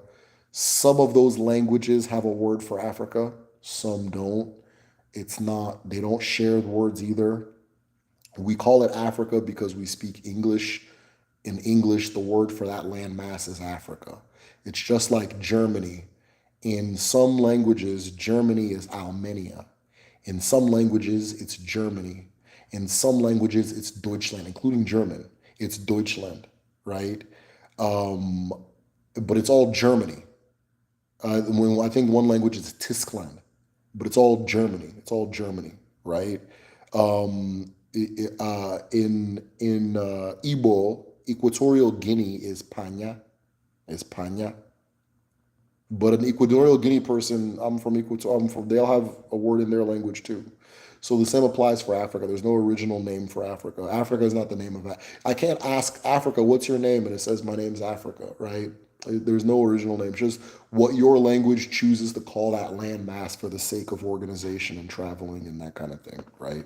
And so the Latin languages have spread themselves, Latin influenced languages have spread themselves all over the world. And so Africa gets used the most, but the Chinese word for Africa is not Africa, right? The Arabic word for Africa is not Africa. The Igbo word for Africa is not Africa. That kind of thing. All the different Zulu word. I mean, I don't know if they have a word for it. It's not Africa, but we say Africa because it's the one that spread. So thank you. The reason I took time with that was because uh, I get asked that question a lot. I actually do have native Blackfoot great grandmother, but she took all the light skinned kids and abandoned, damn, and abandoned my great grandfather and his sister because they were darker. So F her. Damn, that's harsh. Yeah, no, I believe it. I know, like, as far as black people in America, I know that, you know, there's a most people have native ancestry, and most people will tell you the exact ancestor. Okay, it was usually a grandmother, or like a great grandmother or great great grandmother. It was this person. So that's not disputable. That's a fact. That's a fact.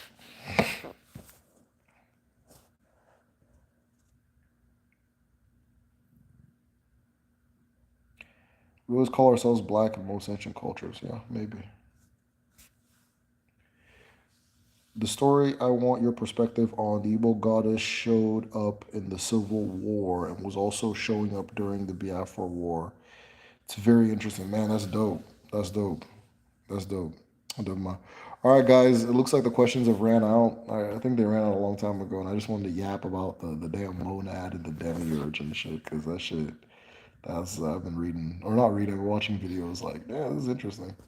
Once I master it, then maybe I'll make a video on it. Right? Or not master it, but like I understand it enough to like not get people's names wrong and shit. I'll do my. So I want your perspective on it. Yeah, Darius, yeah, I'm looking forward to hearing that question. All right, guys, I'm gonna let you guys go. You guys have been amazing. As always, no gade, no geto. Kabla no tiraka o gade no wa. Gade o to aneke no rie.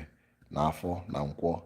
He said, I don't think there's a group study tomorrow. I think I need to sleep.